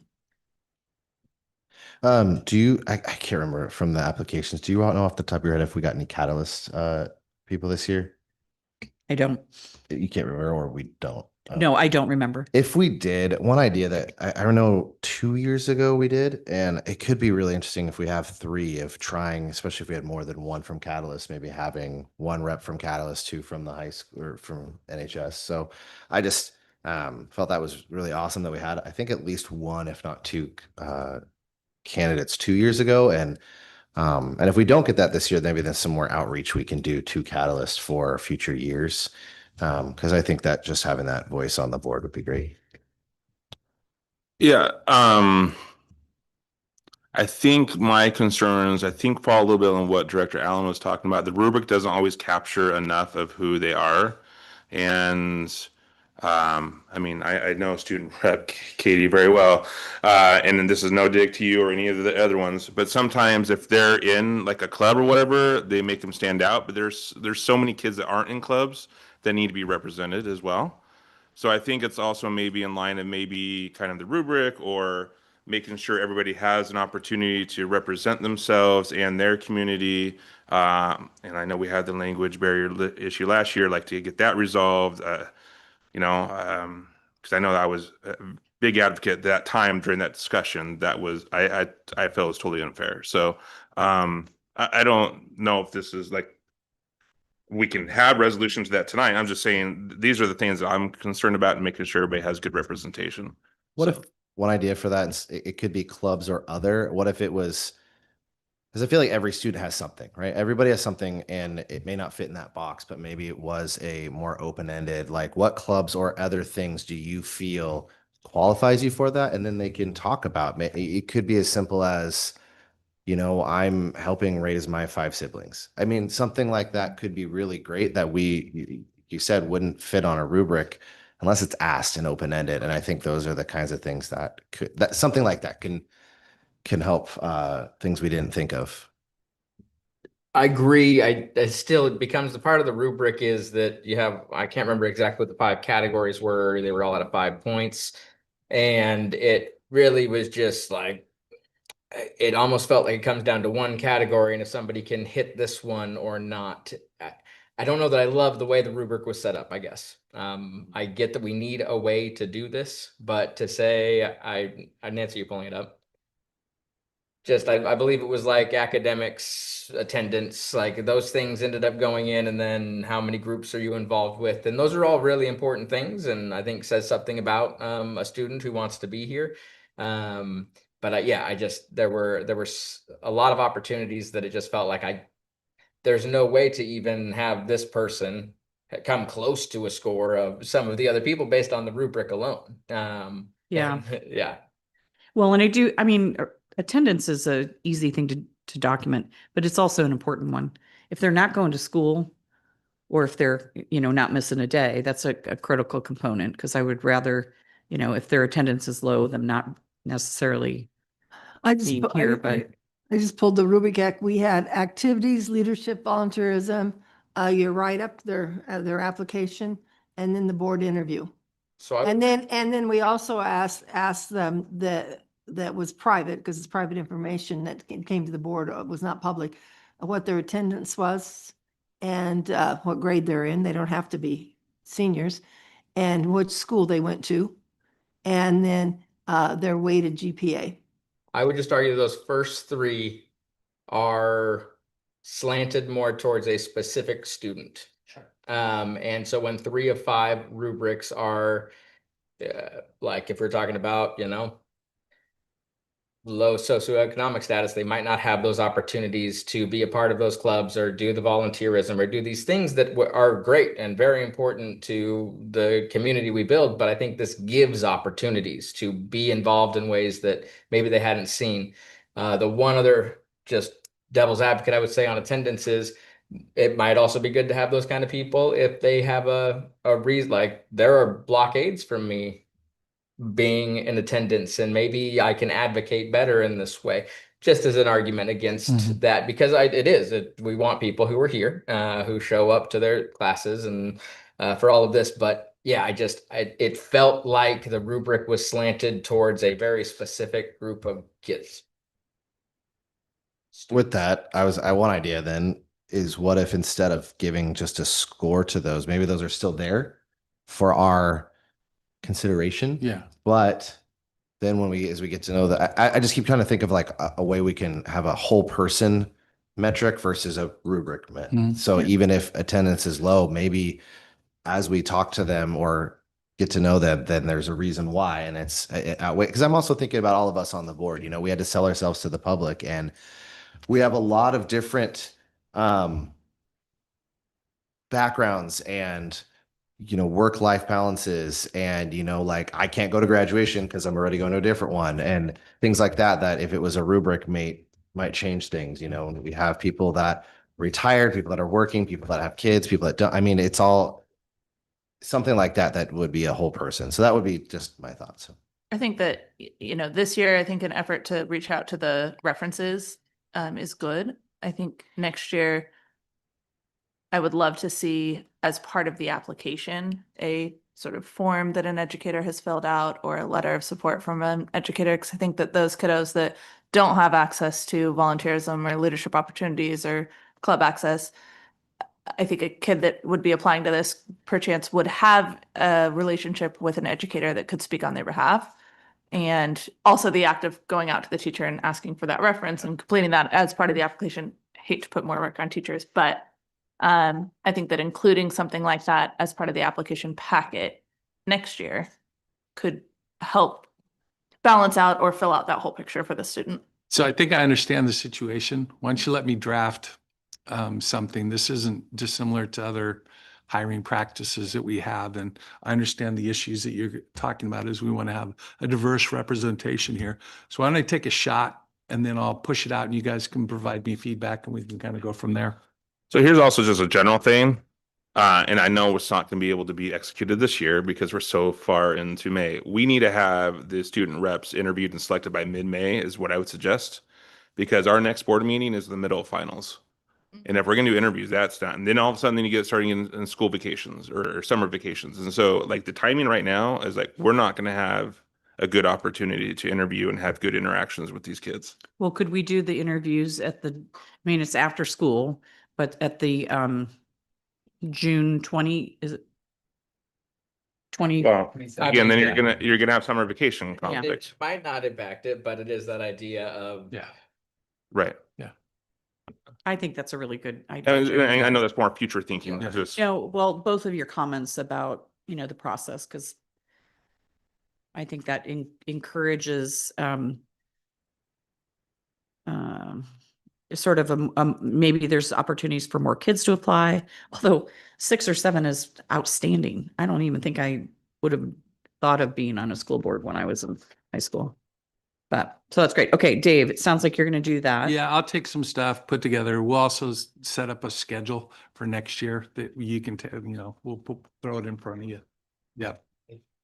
Before we dive into policy and everything else, let's take a 5-minute. Oh, 5-minute break. Sounds good. Thank you. so, but just before we take the 5-minute break, are we gonna have interviews next meeting? Yeah, it sounds like we're gonna set up a interview like we did it last year. That's what I heard from folks. Yeah. That was, Well, your word. can you, so if you're gonna reach out to them tomorrow, Yeah. can you ask them all if they think June 10th is gonna be fine? I can do that. Yeah. If not, then I don't know. I'd rather almost do.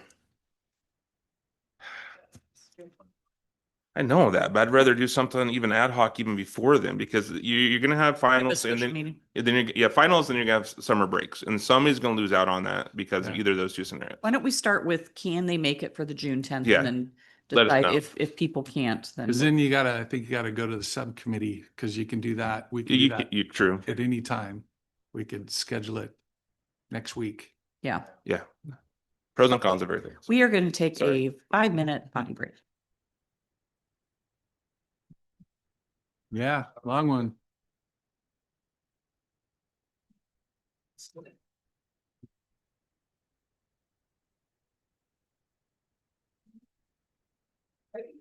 Let's see, review financial update.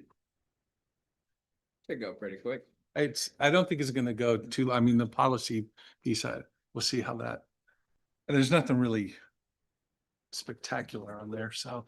I've been asking about his live, but what is policy DN? Yeah, would that get thrown in on accident? Yeah, it was Which one? printed on the back. I didn't know if it was supposed to be about this one.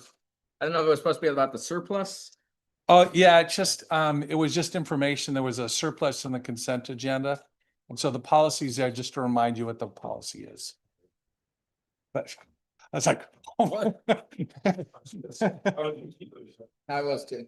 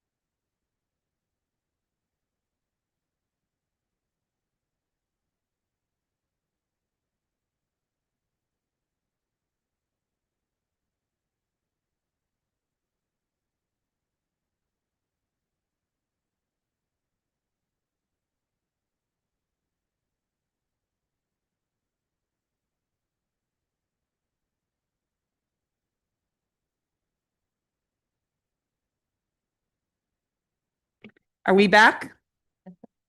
Recording? We are back to our meeting after our brief break. Okay, we are here now to talk about policy review updates. Ms. Okey-dokey. Director Nichols, take it away. I have for you tonight a quick 22 policies that we're gonna roll through. So I will speak about them briefly in order that they appear in your packet. As a reminder of how we've been doing our policy work. So these are before you today, in sort of their edited form. And then at our next meeting, they will be in the consent agenda in that final form. And we can pass them in the consent agenda at our next meeting, or we can pull them out for more discussion. So if you have anything that you have questions on today, if you want to see edits, we can do that between now and the next meeting, and then we would just put them through again for a second reading. We're going to start at the top. So we have policy DJC, which is bidding requirements. This was updated largely by OSBA legal and then checked by Nate. Most of these initial ones, when they are edited by OSBA legal, they're just getting in line with current ORS standards. So I have nothing significant for you to notice on the DJC. The second one is the DJC AR. As a reminder, we are including the ARs in this process so that we can speak about them publicly, so we can put them in front of you. The ARs do not require board approval. So this would be the competitive exemptions from competitive bidding and special procurements. Again, edited by OSBA legal and then checked by Nate. And I'll just expect you to jump in and shout if you have questions, okay? All right, the third one is policy GDBDA, which is family and medical leave. This is an update from OSBA that you can see at the very bottom of this was just updated. The OSBA had a 2023 version and now a 2024 version.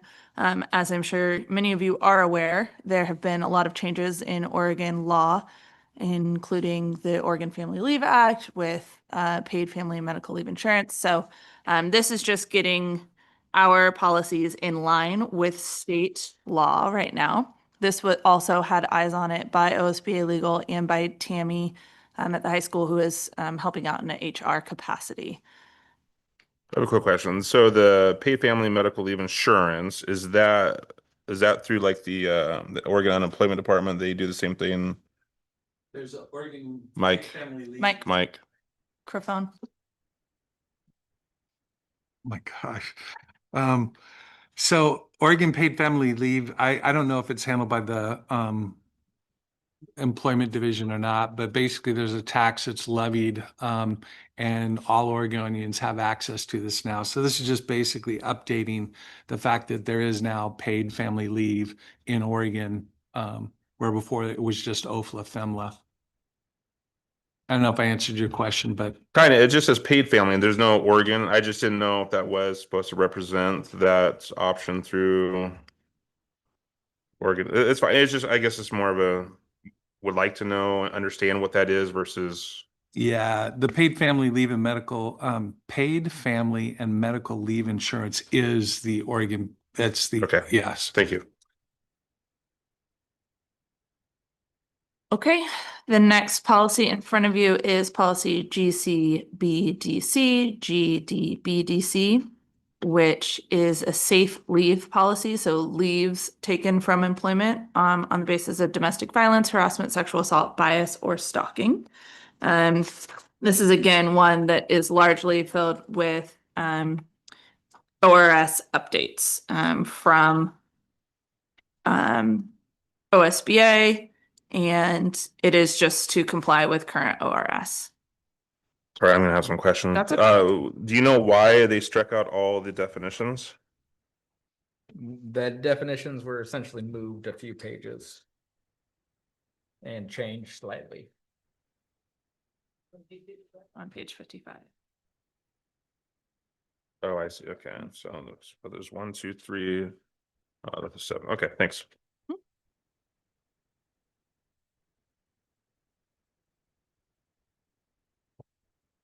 And any of that, the gray highlights that you're seeing here, that's the additions by OSBA.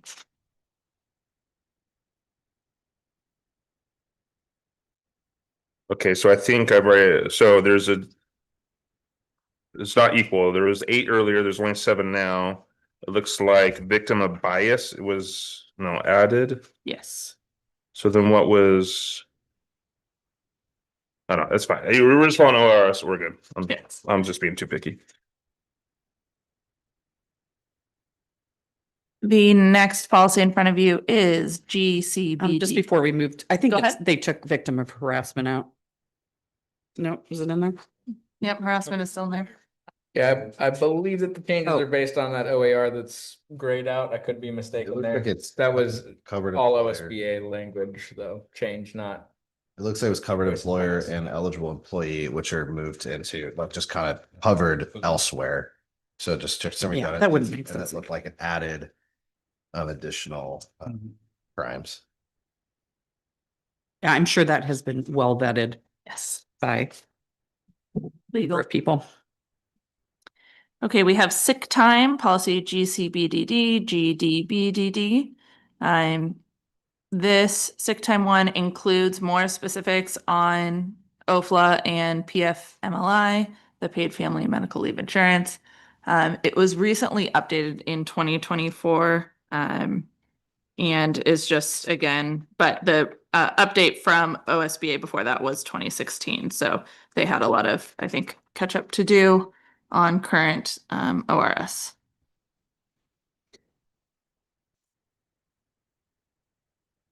And most of these, well, all of these really thus far are not giving us a whole lot of editing on them. On this document, though, you can see the orange, kind of the orangey brown.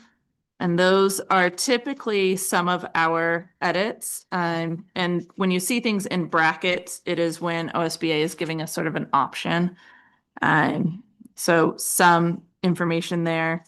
You can see in the 3rd paragraph, there were brackets around certain sentences, and then we've chosen to eliminate those brackets, meaning that we are including that information in our policy.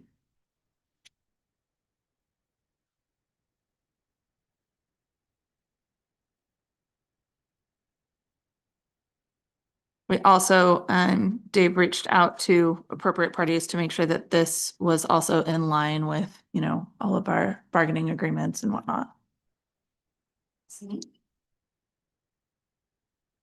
Okay, moving on. Too fast, too slow? Okay. Our next one is criminal records checks and fingerprinting, GCDA, GDDA. This was actually we had a robust conversation about this. As you all know, or hopefully know, anybody who is licensed through TSPC, so educators that are licensed, obviously are passing background checks and are fingerprinted as well. And then we know that for our volunteers in the district, there's a background check that has to occur before you're able to volunteer. But reading through this policy, we noticed, noted that there was some differences in requirements for fingerprinting, and specifically is fingerprinting required for volunteers. And as when I first appeared as a mom to volunteer in Newburgh School District, I did not need to be fingerprinted. But there's a section in here that you can find on the bottom or middle of page 62 that says requirements for volunteers. The district shall require fingerprint-based criminal records for volunteers allowed direct unsupervised contact with students in the following positions. And we discussed these positions and mostly came to the conclusion that our volunteer coaches are kind of this area that we felt needed some clarification on what the requirements were for criminal background checks and fingerprinting. We threw it back to some of the leadership at the district, and they clarified that yes, they will be requiring fingerprinting in addition to the background check for volunteers in those coaching positions. And we also wanted to be very mindful that I think as a parent, the phrase direct unsupervised contact with students can be a little bit alarming. But we wanted to recognize that there are volunteers in coaching capacities that will be, on the field with your students. And we just want to make sure that we are treating those people with the same care and knowing that they're caring for our students. How does under requirements for volunteers, volunteers transporting students other than their own in a private vehicle off district property for a district sponsored activity? That happens all the time with parents driving kids here and there. Those folks would need to be fingerprinted. So these would be what parents do privately. Right. That's okay. This would be sponsored by the district. Got it. Someone Okay. who is Makes sense. driving. Yeah, that would be, I think, the difference. Yeah, and there are That's good. there are clarifications at the high school level specifically that if a student travels to a well, in my experience, if a student travels to a sport event, for example, on a bus, they are the responsibility of the district. If a student and family chooses their own transportation, they are not the responsibility of the district until that event. Got it. So if I'm understanding this correctly, are we not doing any background checks on volunteers now? Oh, no, we are. No. Fingerprint-based criminal records. Okay, so where does it say in here that they are just even background check? I don't. Where's that called out saying that we have to do that? So this policy, and Dave and Saul, please correct me if I'm wrong. This policy is specifically for the fingerprinting, like what we would require fingerprinting for. But the title of it says criminal records check and fingerprinting. I believe we have other policy requiring background checks for volunteer. Well, I think this is one. I'm not seeing it right now, but I can take a look at that, and before the next meeting, we can talk about it. But we already have I know we already have processes around that. If you're volunteering, you're Well- getting that. I'll look through. The first paragraph says it says volunteers. It says this includes employees, contractors, volunteers, and others. Maybe it's just Right, but so we're calling out that they should not be fingerprinted, but and if you don't follow those 3-4 volunteer positions, then when do we state that they do have to? And that is, and I appreciate. I think you I'll looking go at it through. more, Yeah. and if you feel it needs to be more discussed, we can talk about it more next time as a single item or whatever. Right. So well, definitely this is one of those policies that you can't be too clear on. yeah, So yeah. clarity is important. Thanks for bringing that up.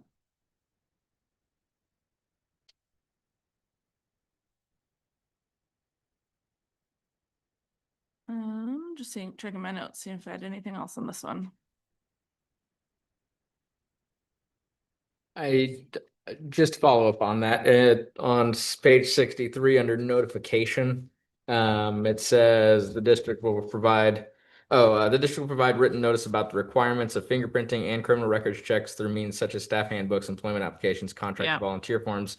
So again, we do need to look into this more, but I'm not sure if that is the catch-all for, with a regular volunteer form, you would be just a regular background check, and that would be needed before you would get your card. But yeah, we need to find out. And it does say number 2, all employment or contract offers or the ability to volunteer are contingent upon the results of such checks. But we have a policy, HCC, that says that they have to have criminal history verification. It's And not that one is for volunteers. specific. Okay, so this one then specifically talks about those that would have to have fingerprints. Yeah. Right. But double checking that is still not a bad idea. We're gonna miss our policy guru over here, our researcher, our board researcher. Okay, your next policy is IGBAF. And this is an AR, but this is an AR specifically about IEPs.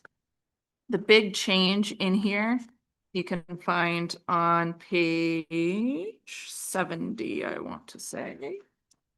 Oh, yeah. So removed from it is COVID-19 recovery services. Mhm. And then added to it is on page 75, the abbreviated school day, which was not part of the previous OSBA recommended policy.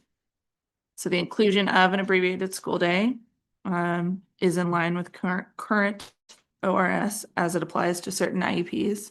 And then again, this is an AR that doesn't technically require board approval. In just layman's terms, the abbreviated school day, that's for a student that's severely impacted and basically doesn't go the full 7 hours or whatever, or?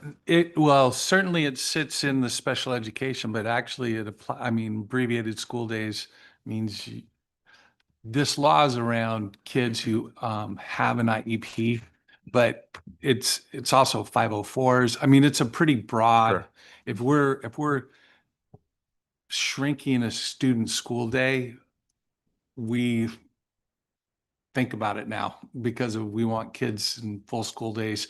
Like I said, this one, is it just 504s and IEPs? Yeah, but it's a pretty larger section of kids that it applies to now that we have to worry about. It could be behavior-based, but it could be other things too. Yeah, I wasn't trying to point out what specific section. I just know there are some students that are highly impacted to whatever reason. Yeah. Yeah. And they just cannot be in a school environment for the 7 hours or whatever that a normal school day is, right? Yeah. And I just want to understand that, is that what the definition of abbreviated school day? I mean, I know it says it here, but basically, if your day is shorter than than what our average student are doing, and you fit in here. And there's a whole bunch of check-ins that go along with this. Yeah, I'm good. I should just process it more in my head. So It's all right. Out loud processing is allowed. All right. Our next one is IGBAG, Special Education Procedural Safeguard. This is one, I always find it interesting to look down at the bottom and see when the last OSBA sample policy. So this was a 2009 policy that was then updated in 2024. And one of the big additions that is on page 78 is the parent's right to access records. That is updated. There's a lot of legal references in this one, although it is a fairly short and sweet policy.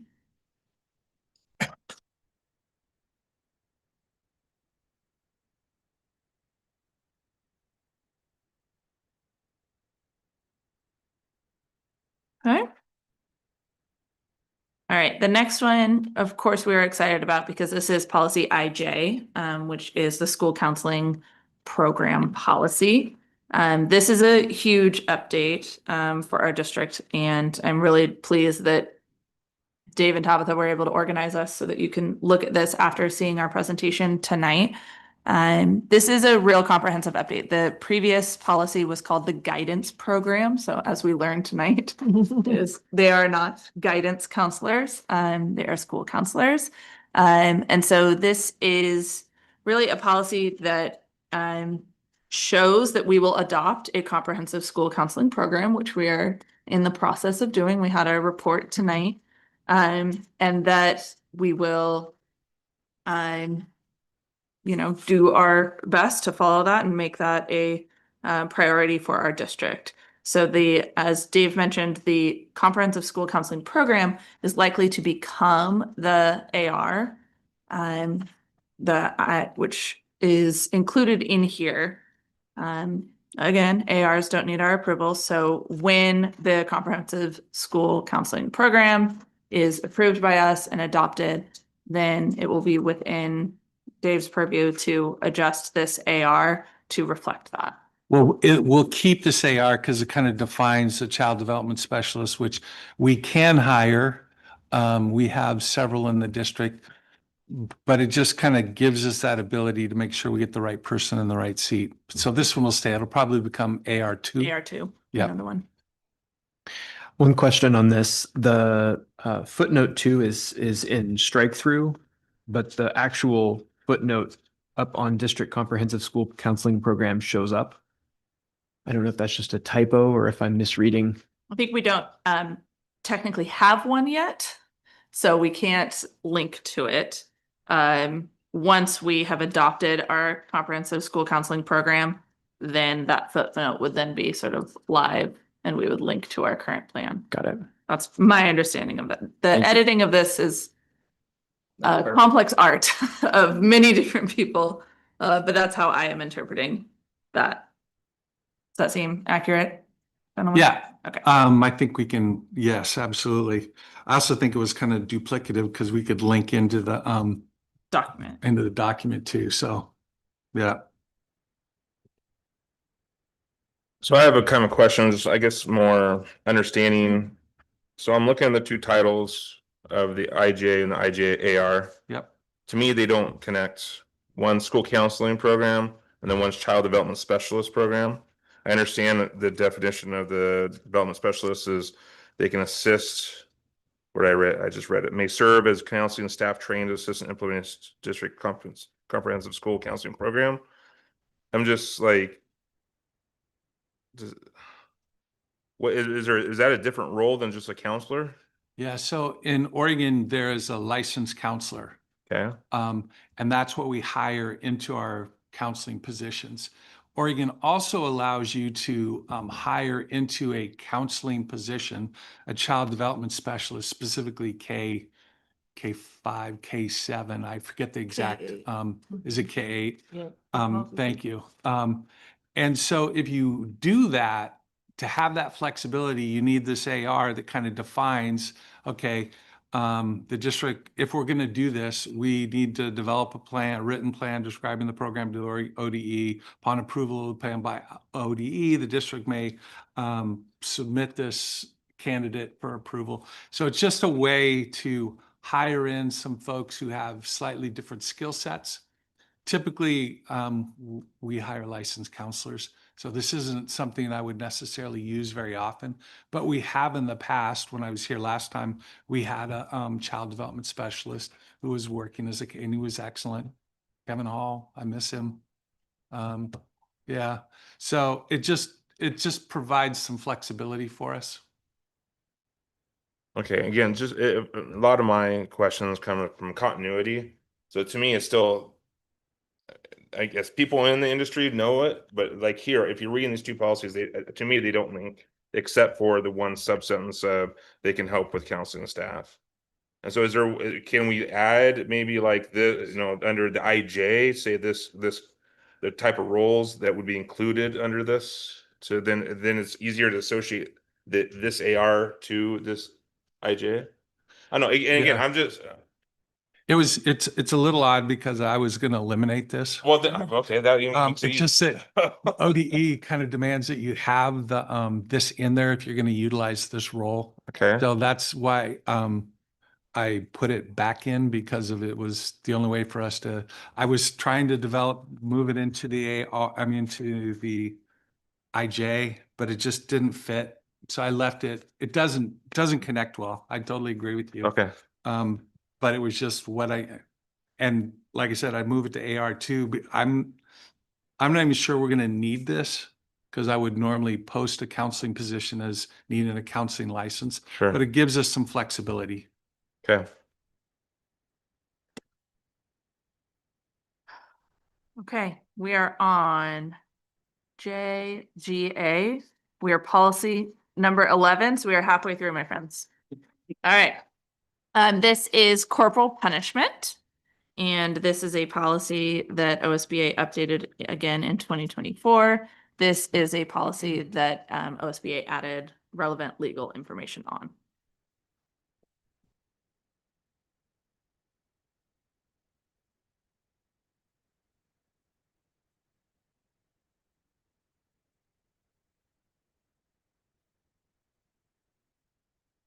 Your next policy is JGAB, use of restraint or seclusion. This is a fairly lengthy policy that has been updated by OSBA.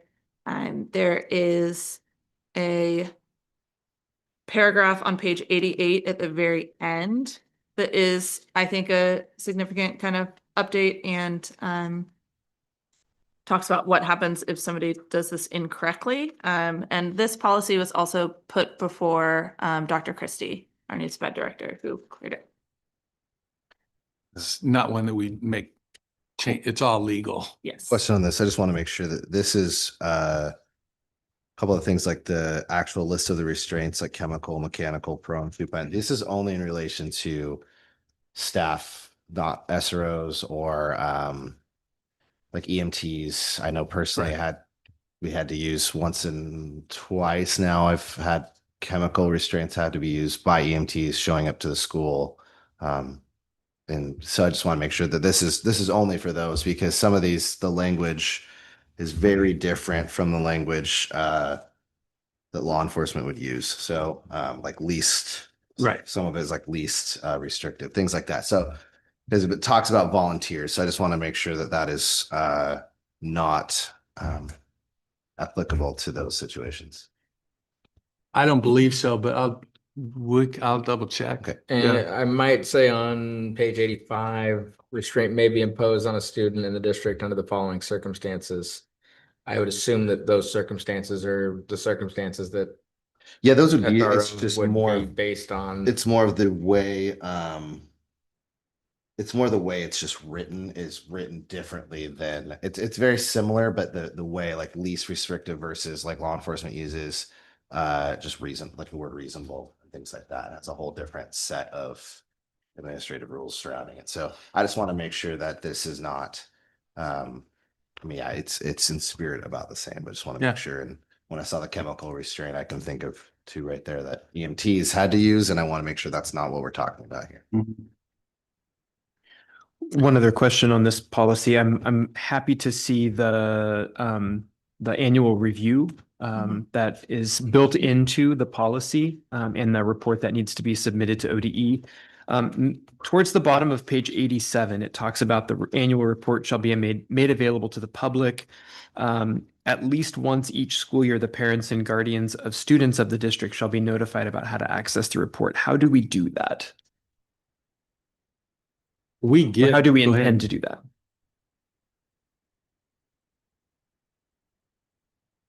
Great.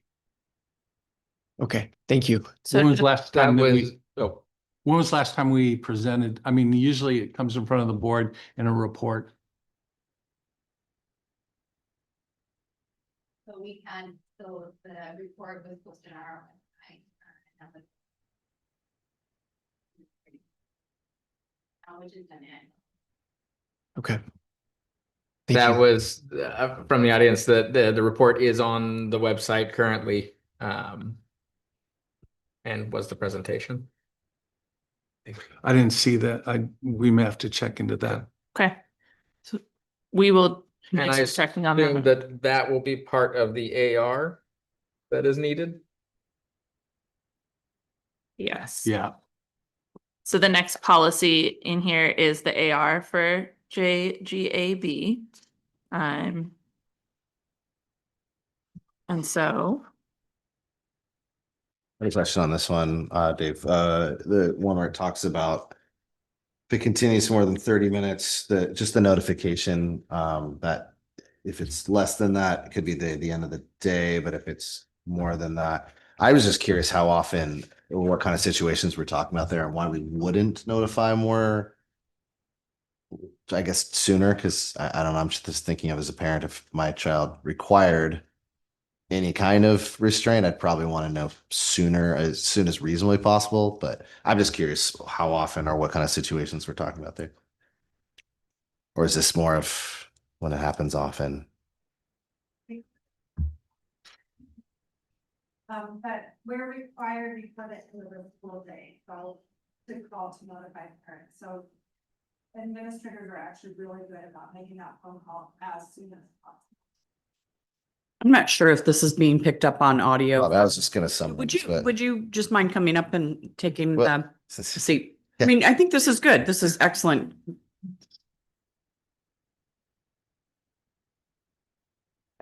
So restraint isn't something that we like to use very often and try everything in our power to not use. But when we do, we have a requirement to notify parents before the end of the school day. And administrators are really good about that. And then, so then the 30 minutes that we're putting here, that's more because that's really just an extreme. Oh, yeah. So that would be when we would be calling immediately. Okay. Thank you. We'd make immediate call in that case. Yeah. It's pretty, I'm guessing it's very, very rare. Yes.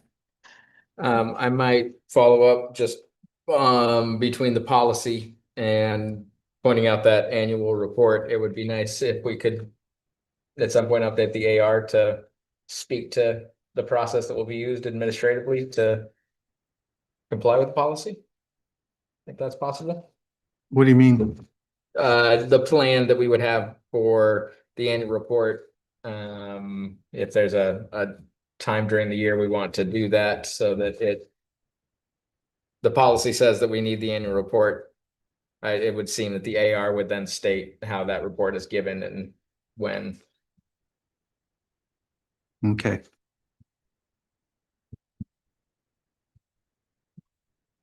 I've got another question. Because I'm looking at the report, parameters, get it, it's awesome. But then it talks about seclusion locked room, but then says under number 11 on the first page, no use of seclusion cells is prohibited essentially, right? So what is the definition of seclusion cell? So it would be like a locked padded room where we put a kid in and shut the door and not allow them out. And we don't do that. Do we have seclusion cells anywhere in the No. district? Okay. No. Are we sure about that? We don't have any that are designed to be seclusion cells as far as. I just want to make sure we're clear that it's the fact of locking the door is what's called is triggering a seclusion cell versus a room like a calm down room.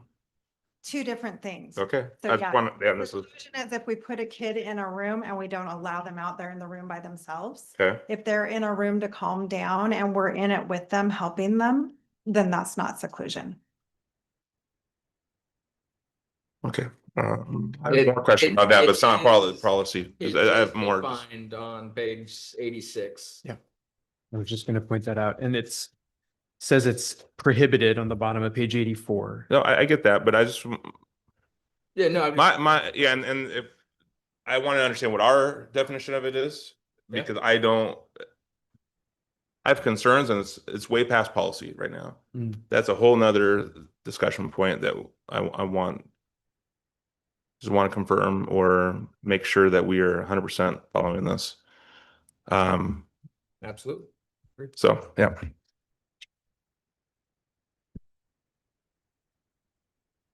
Do we feel like we have covered the AR for that one? Well, this feels like a heavy moment, like you have a concern about something. I would think it'd be good for you to talk to Dave about. Yeah, all right, I have a meeting with him in 2 days. He'll talk to him about it. Okay, So. okay.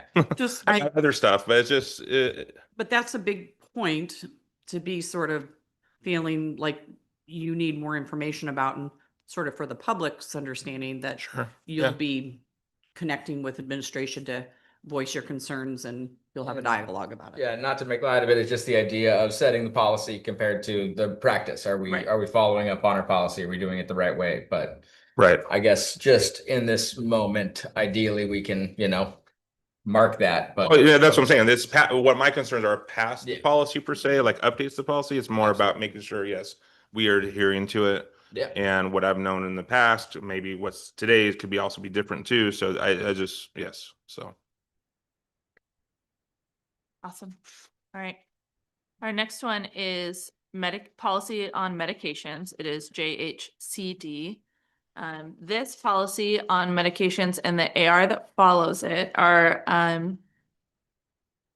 I think in the policy world, this is pretty thrilling stuff, because we are combining two previous policies into one that, as a mom makes more sense, of a kiddo that has medical needs at school. I think this makes more sense, as a parent. And then also on the policy committee, I think that this makes more sense as well for our district. So previously we had two policies that were for prescription medication and non-prescription medication. And this new policy from OSBA, it was new in 24, combines those policies into one. And basically treats, there's obviously different rules and regulations for different types of medication, but it covers it all under one policy and then one AR. The AR itself is much more detailed and has many more definitions and details on actual policy within our district on how to deal with different types of medical crises, different types of medical needs. And so the AR is the one that I think is much longer and beefier. However, the medication policy in and of itself sets the standard for how we are going to deal with different medications for our students. I have a side question for you, Dave. I think even Paula was addressing this when her short interim time. She was making sure that every school had like an operating procedure manual, basically.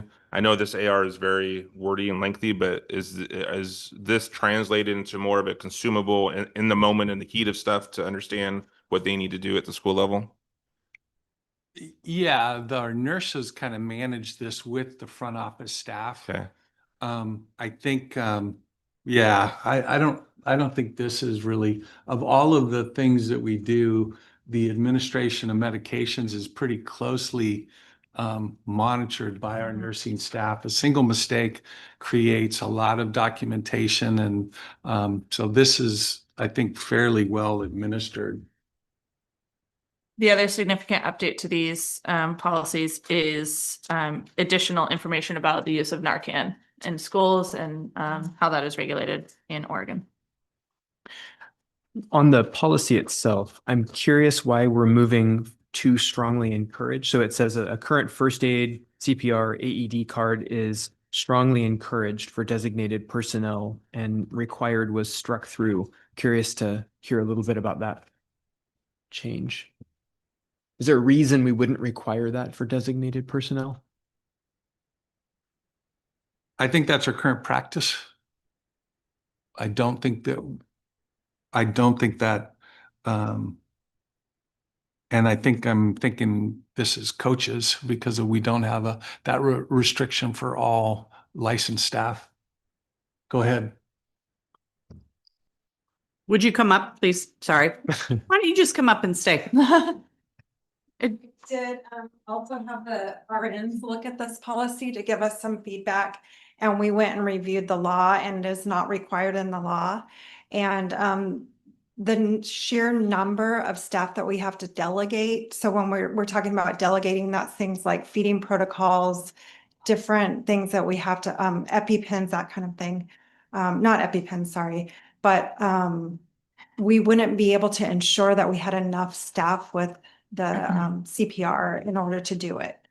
And so they recommended that we say strongly encouraged so that we can ensure that we have staff to actually be delegated. Did that make sense what I just said? Yeah, I think so. Are there folks in each building who like, let's use AED, for example. It takes some training to know how to use that machine. And when you're in the moment, right? Do we have folks in each building who are trained that has an AED? Are they trained on how to use it? I'm new to the district. I Is that part of our mandatory trainings that we take before school starts in this district? The mandatory trainings are virtual, so I'm not sure that that training happens. We through got that some spot. nodding affirmatives from the audience I think all staff is trained in the AED. during CPR training. Perfect. Is what I'm translating from the Who audience. who takes the CPR training? Is it everybody or it's just? There's a certain amount of staff we have to have trained in each building. And so our RNs are constantly working to make sure that we keep to that level of CPR trained staff. In fact, they just completed a whole bunch of recertifications. Yeah, so I think this is this should answer. Is this answering your question then? It is. Okay. Yep. And thank you for letting us put you in the hot seat too. It's We really okay, I appreciate don't it. know all of the practice yet, so. Great, great. Okay, you can take a minute to flip through that medication AR if you would like.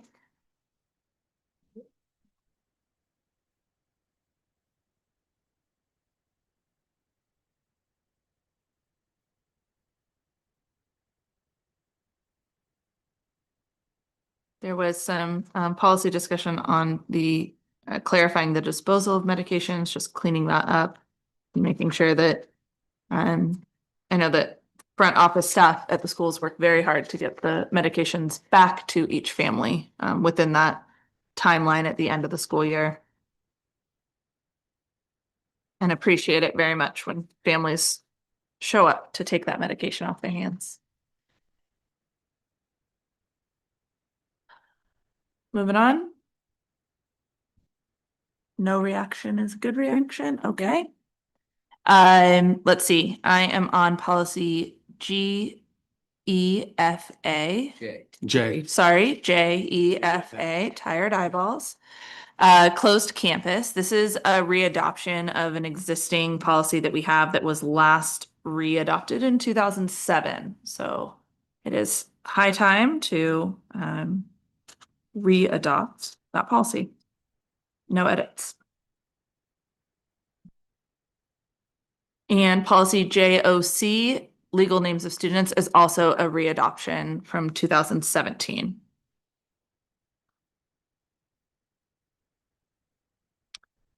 And then what follows for the remainder of the policies are policies that are recommended to be deleted by OSBA.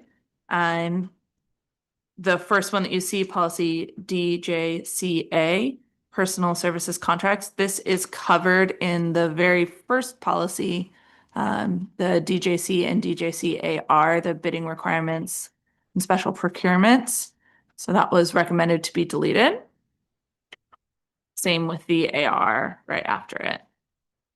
So this information is covered elsewhere in our existing policy. And then the next one you will see is that prescription medication one. So that was policy JHCDA, and this is now covered in our new policy JHCD.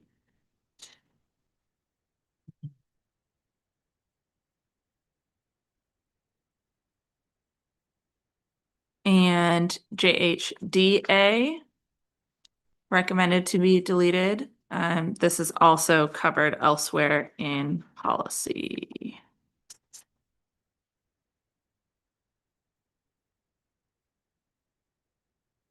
And then the last two are policies KB and KC.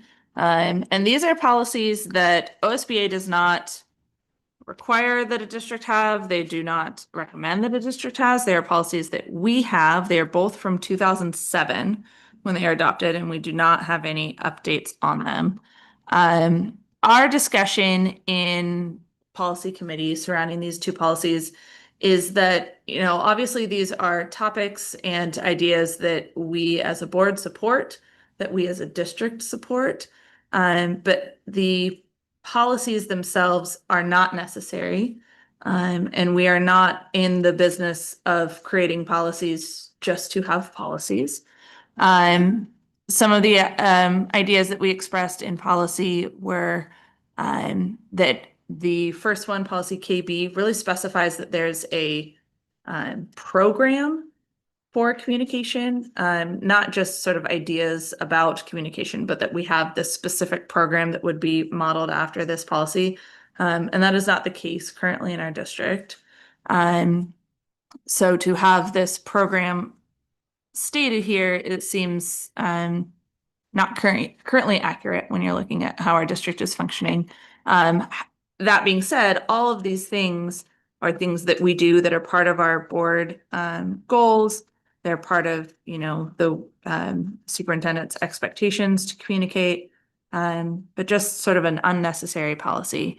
Same thing with policy KC.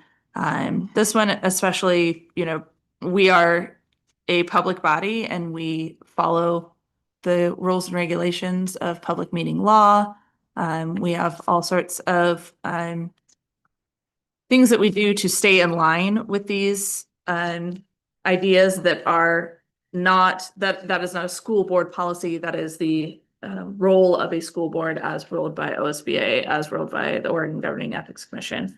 All of those pieces that are sort of above our district policy. If that makes sense. Saul, do you have anything to add to that? We had or Dave, we had a robust discussion on these two. I think you handled everything very succinctly. Just I believe that policies should be things that are, I guess, in response to a potential issue or something that has teeth to react to something. These are in our board governance agreements. They're I think really intuitive. I got hung up on some of the program language, and it just seemed, especially the public engagement, this was centered towards something that they were thinking was going to happen. If we have to have words on a paper that says we're going to listen to people, if that's a problem, I hope that we get voted out for not listening to people at every opportunity that we have. I don't think we need a policy that says what we already have to do as a public body. That was my recommendation for getting rid of these, knowing that they are not covered by OSBA and beyond. I appreciate the treatment of that. I think I'm one who, had put some voice earlier to the fact that sometimes policies are signaling devices. Part of my calculus as I think about this is there's a value add of the policy. There's also the risk that we run by not having a policy in place. And so I just want to be super clear for myself and for the public. What I'm hearing is that these public engagement, community involvement policies are handled. I mean, I get that they're intuitive, right? But we've been through quite a chapter in the history of our board where sometimes it's helpful to have a policy to point to if something that is intuitive doesn't happen. What I'm hearing is this is covered in other governance for this board. Yes. And Great. beyond that, I would say that there's never been a time on this board with our current makeup, or since we've all been on here, that we have gone, that I'm aware of, that we've gone to look to make we need to reference policy KB so that we know what we're doing, because we have public engagement. We strive for it at every turn when we talk about our forward thinking plans with our strategic plan and possibly boundary reallocation.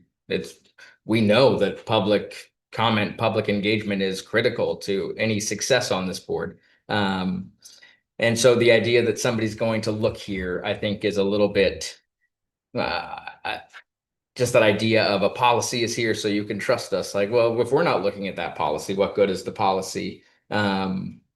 Because it doesn't do anything. There's no AR, there's no what happens if we don't do it? Well, then we're doing it wrong. But it should be our goal, in my opinion, it should be our goal to have these public engagements to make sure community is involved. It is part of these other governing agreements. And right. I guess I personally have a struggle with the signaling by writing things on paper that otherwise have no hold over us. Yeah, I think you're going to write them on paper. It's just, I think it's going to be the board goals and then the board agreements, what you all agree to each other of how you're going to act. And I think that's where our commitment to communication with the community goes.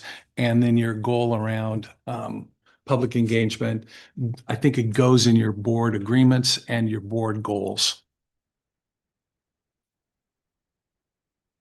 Thanks. Appreciate that. Can I ask two general questions? One, there was a policy included at the start of the board packet. In the consent agenda, there was a surplus. And so the policy was included at the beginning, just so you could see what the policy was around surplusing. Great. Thank you. Yep. And then I know we've alluded to it a couple of times, and I know accessibility is an important part of what we do.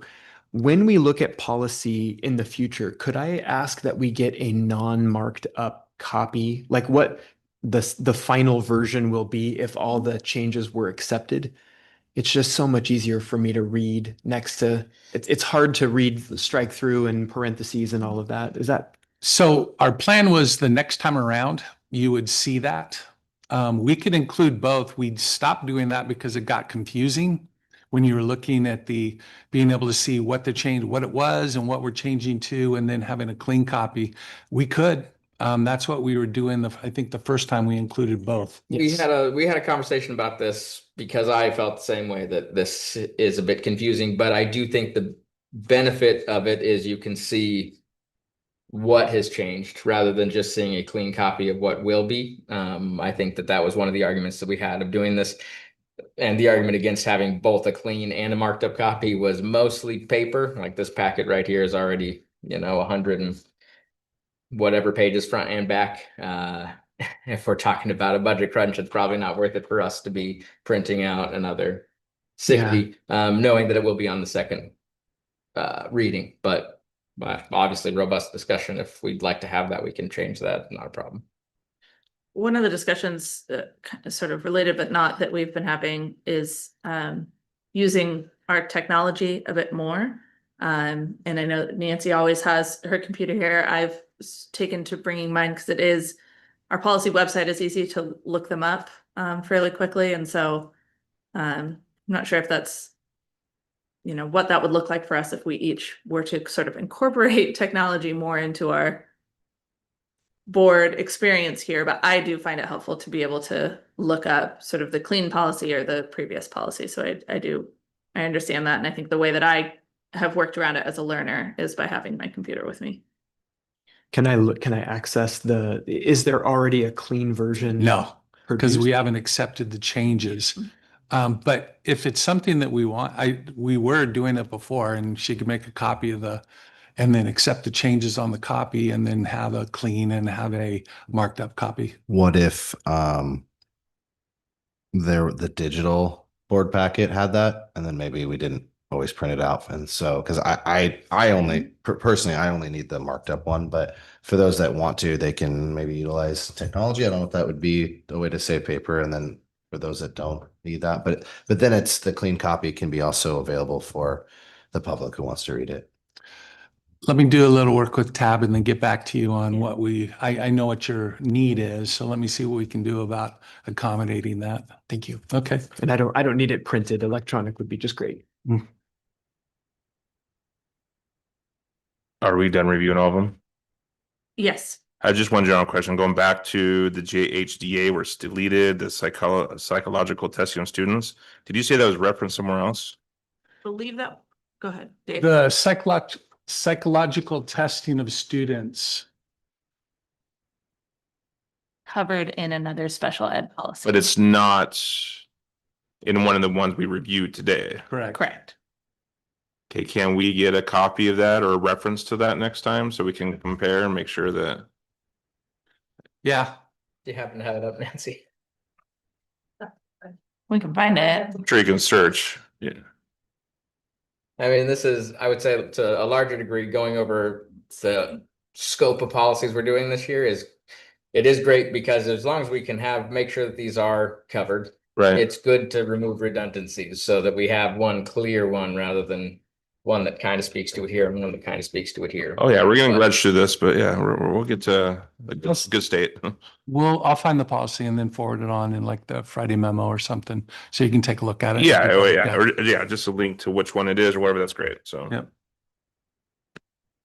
Okay, guys. So to review, next board meeting, the clean copies, updated copies of these will be in the consent agenda. If you have questions, comments, complaints, anything between now and then, please reach out to Dave so that we can clean them up. And then also, if you have questions, comments, complaints on the day of the board meeting, please do not be shy about pulling them out of the consent agenda.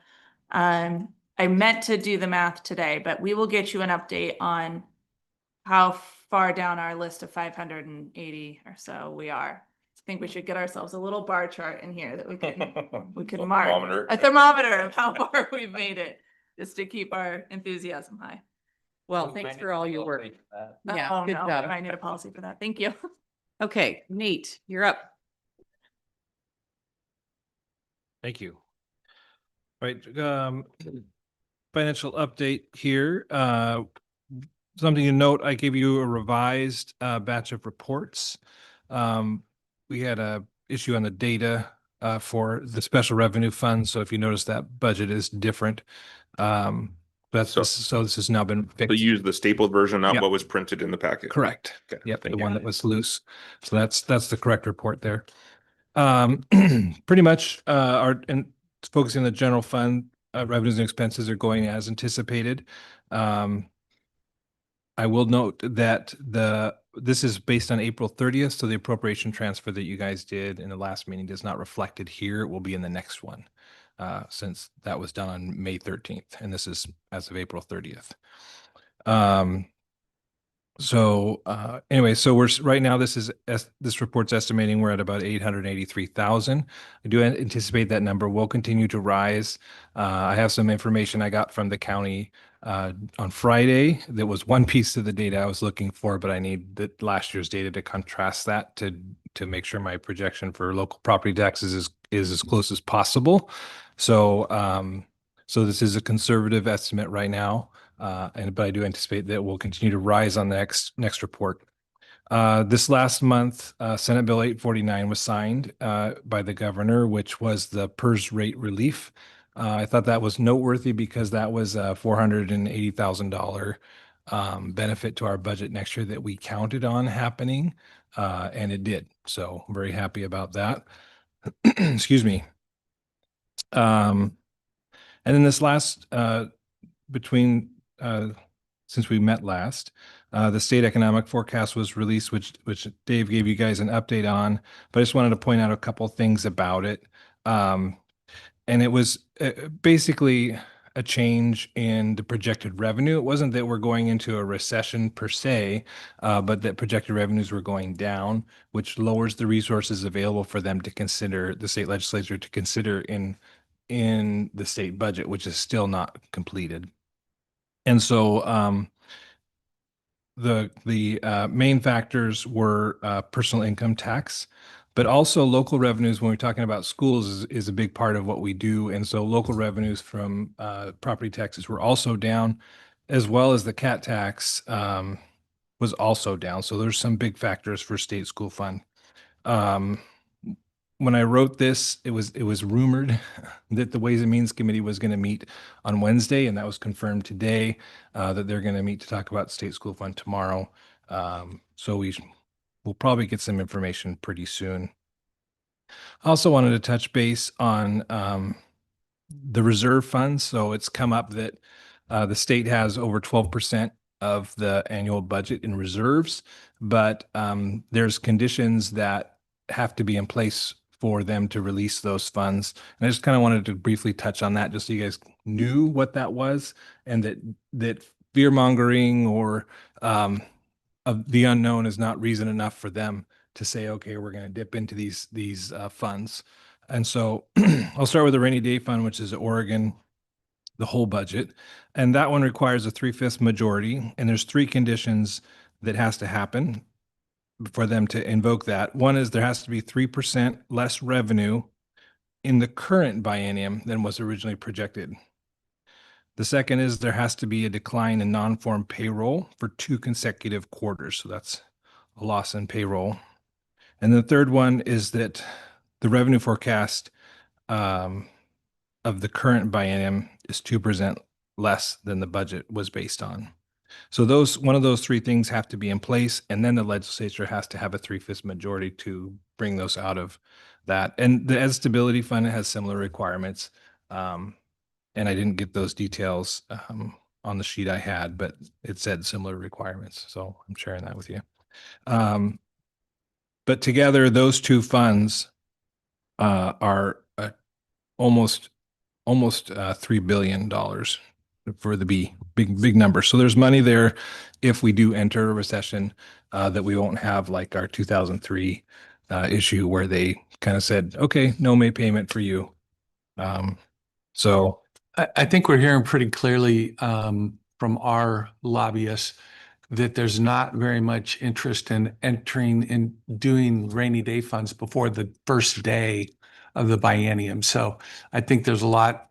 I don't think we're going to see any help here until we get into this biennium. They've had 2008.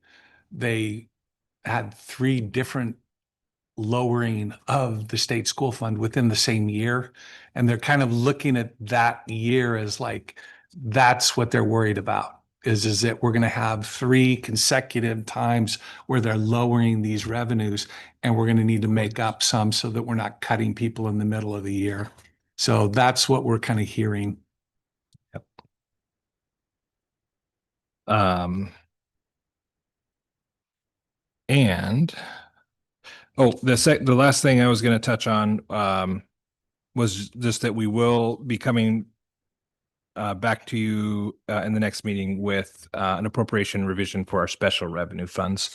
So if you look on the second page, our 2000s in the middle, where we have projected out of balance there, and so we'll just move some, have an appropriation transfer in the agenda next go around. So I just wanted to confirm that the date on the top was just a typo of sorts. which one? It says January 31st. The very top in your header. On the old one. Oh, on the old one? On both of them. Mine was, General fund 2024-25. Oh, so yeah, on the old one, then yes, but on the new one, no. The one that I have stapled says January 31. Yeah. Oh. Well, sure. Ruh-roh. Maybe. What's that number on theirs? Oh, I got the 30. I think I sent it to you though. we had some hangouts in there. January 30th. Number. Okay. So we had. Yeah, So you're looking at my, I'll look in the board. just update the board packet. Yeah. Yeah. okay. The update, the ending fund balance doesn't change. It's just. It's just the budget Yeah. on special revenue funds. The ending fund balance won't change. It's just in that special revenue fund they had to do, and there's a adjustment. I know you were working on it with Yeah, it's Andrea. there's a data issue on what fills that part of the report. There's a process that fills this blue, and then I fill in the white. There you go, behind the scenes, what happens in Oz. So yeah, but my copy's good. So good. Well, that is the most important copy to have. Thank you. Thanks, Nate. Yep. Okay, so I'm up next with the superintendent evaluation timeline. We initiated the beginning phase of our evaluation with Dave Parker. And the next sort of steps are, we'll be sending out a Google form to the board to fill out their thoughts and evaluation of Dave. That will come back to me. Then the Personnel Committee, which is made up of Director Wolfer and Director Woodward and myself, we will collate all that information and get that information back out to the board members, and we will provide Dave with a memo for the June 10th meeting, and that will be discussed in public. So that'll be an agenda item. And we haven't done that before, so this is a new process, and we're excited to have some a new way of looking at that. And so that's the timeline. June 10th will be the next opportunity to have that, and encourage public comment if people have anything. That will be a public comment meeting day. Then I'm so excited about this next topic, which is the preliminary election results. Congratulations, Andy. Spider. Thank you. That scared me. I've been watching this spider like work its way over Oh my God. for like Thank last, you. like 20 minutes, and it finally came over Thank here. you for not pointing it out, and thank you for taking care of it, But it dispatching it so carefully. But I would not have liked. halfway broke my chair too. Well, it's clear it's getting late. Okay. Congratulations, Celeste. Andy. And Aubrey. We're very excited to have you part of this board and moving forward. Okay, Holly. Health curriculum adoption.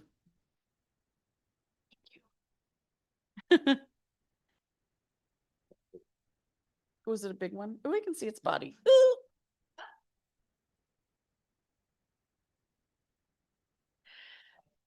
You guys are just ragers. I love it. They're so late. Um, I'm back just to seek your approval. We had our teacher teams gather, give feedback. Our elementary would like to proceed with the Great Body Shop as the curriculum choice for our K-12 health adoption, and our secondary team, with the goal of alignment and the goal of saving money from two very similar tools, have agreed on the Goodhart Wilcox Comprehensive Health for middle school and for high school.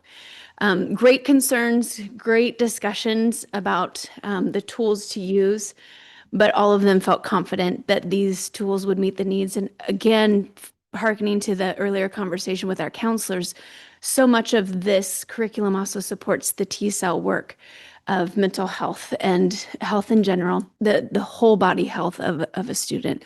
It's all in compliance with state law for health and human sexuality, as well as Erin's law.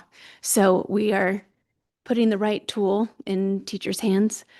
Again, it's a small part of their day, small part of the whole scope of curricula that we use here to teach the whole human, but this is a tool that everyone's pretty much in agreement of. So I'm just seeking your approval to adopt this curriculum. I move that the Newburgh Dundee Public School Board of Directors approve the health curriculum adoption as presented. Second. Any further questions? I do have one question, and Yeah. I apologize, Holly, if you said this and then my 940 brain just didn't catch it. When you presented to us last month, there were two secondary curricula that were being considered, Right. and one was more expensive than the other. Right. Is this the more expensive or the less expensive? Thankfully, the less. Okay, great. They were virtually, in our teachers' perspectives, the same tool in some ways. So with that in mind, they felt confident that both tools had everything that they needed. Thank you. Excellent. Call for the vote. All in favor, say aye. Aye. Motion carries unanimously. Good job. Thanks. Appreciate you guys. Appreciate you. Okay, Dave.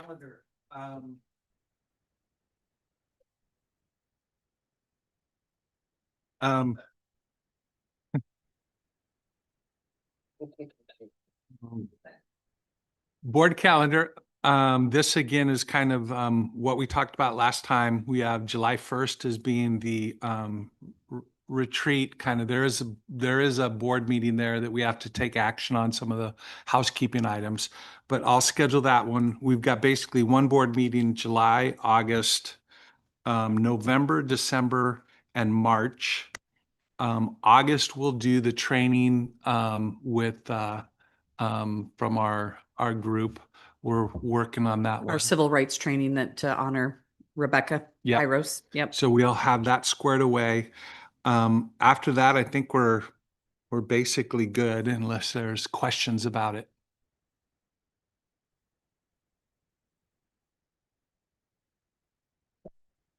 This doesn't, preclude us from putting in a special meeting if we need to. So I think it's, as we were looking at the calendar, and I think it sounds like a great idea.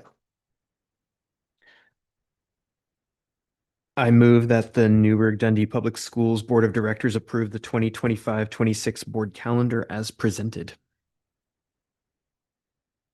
Second. Any further questions? All in favor, say aye. Aye. Motion carries unanimously.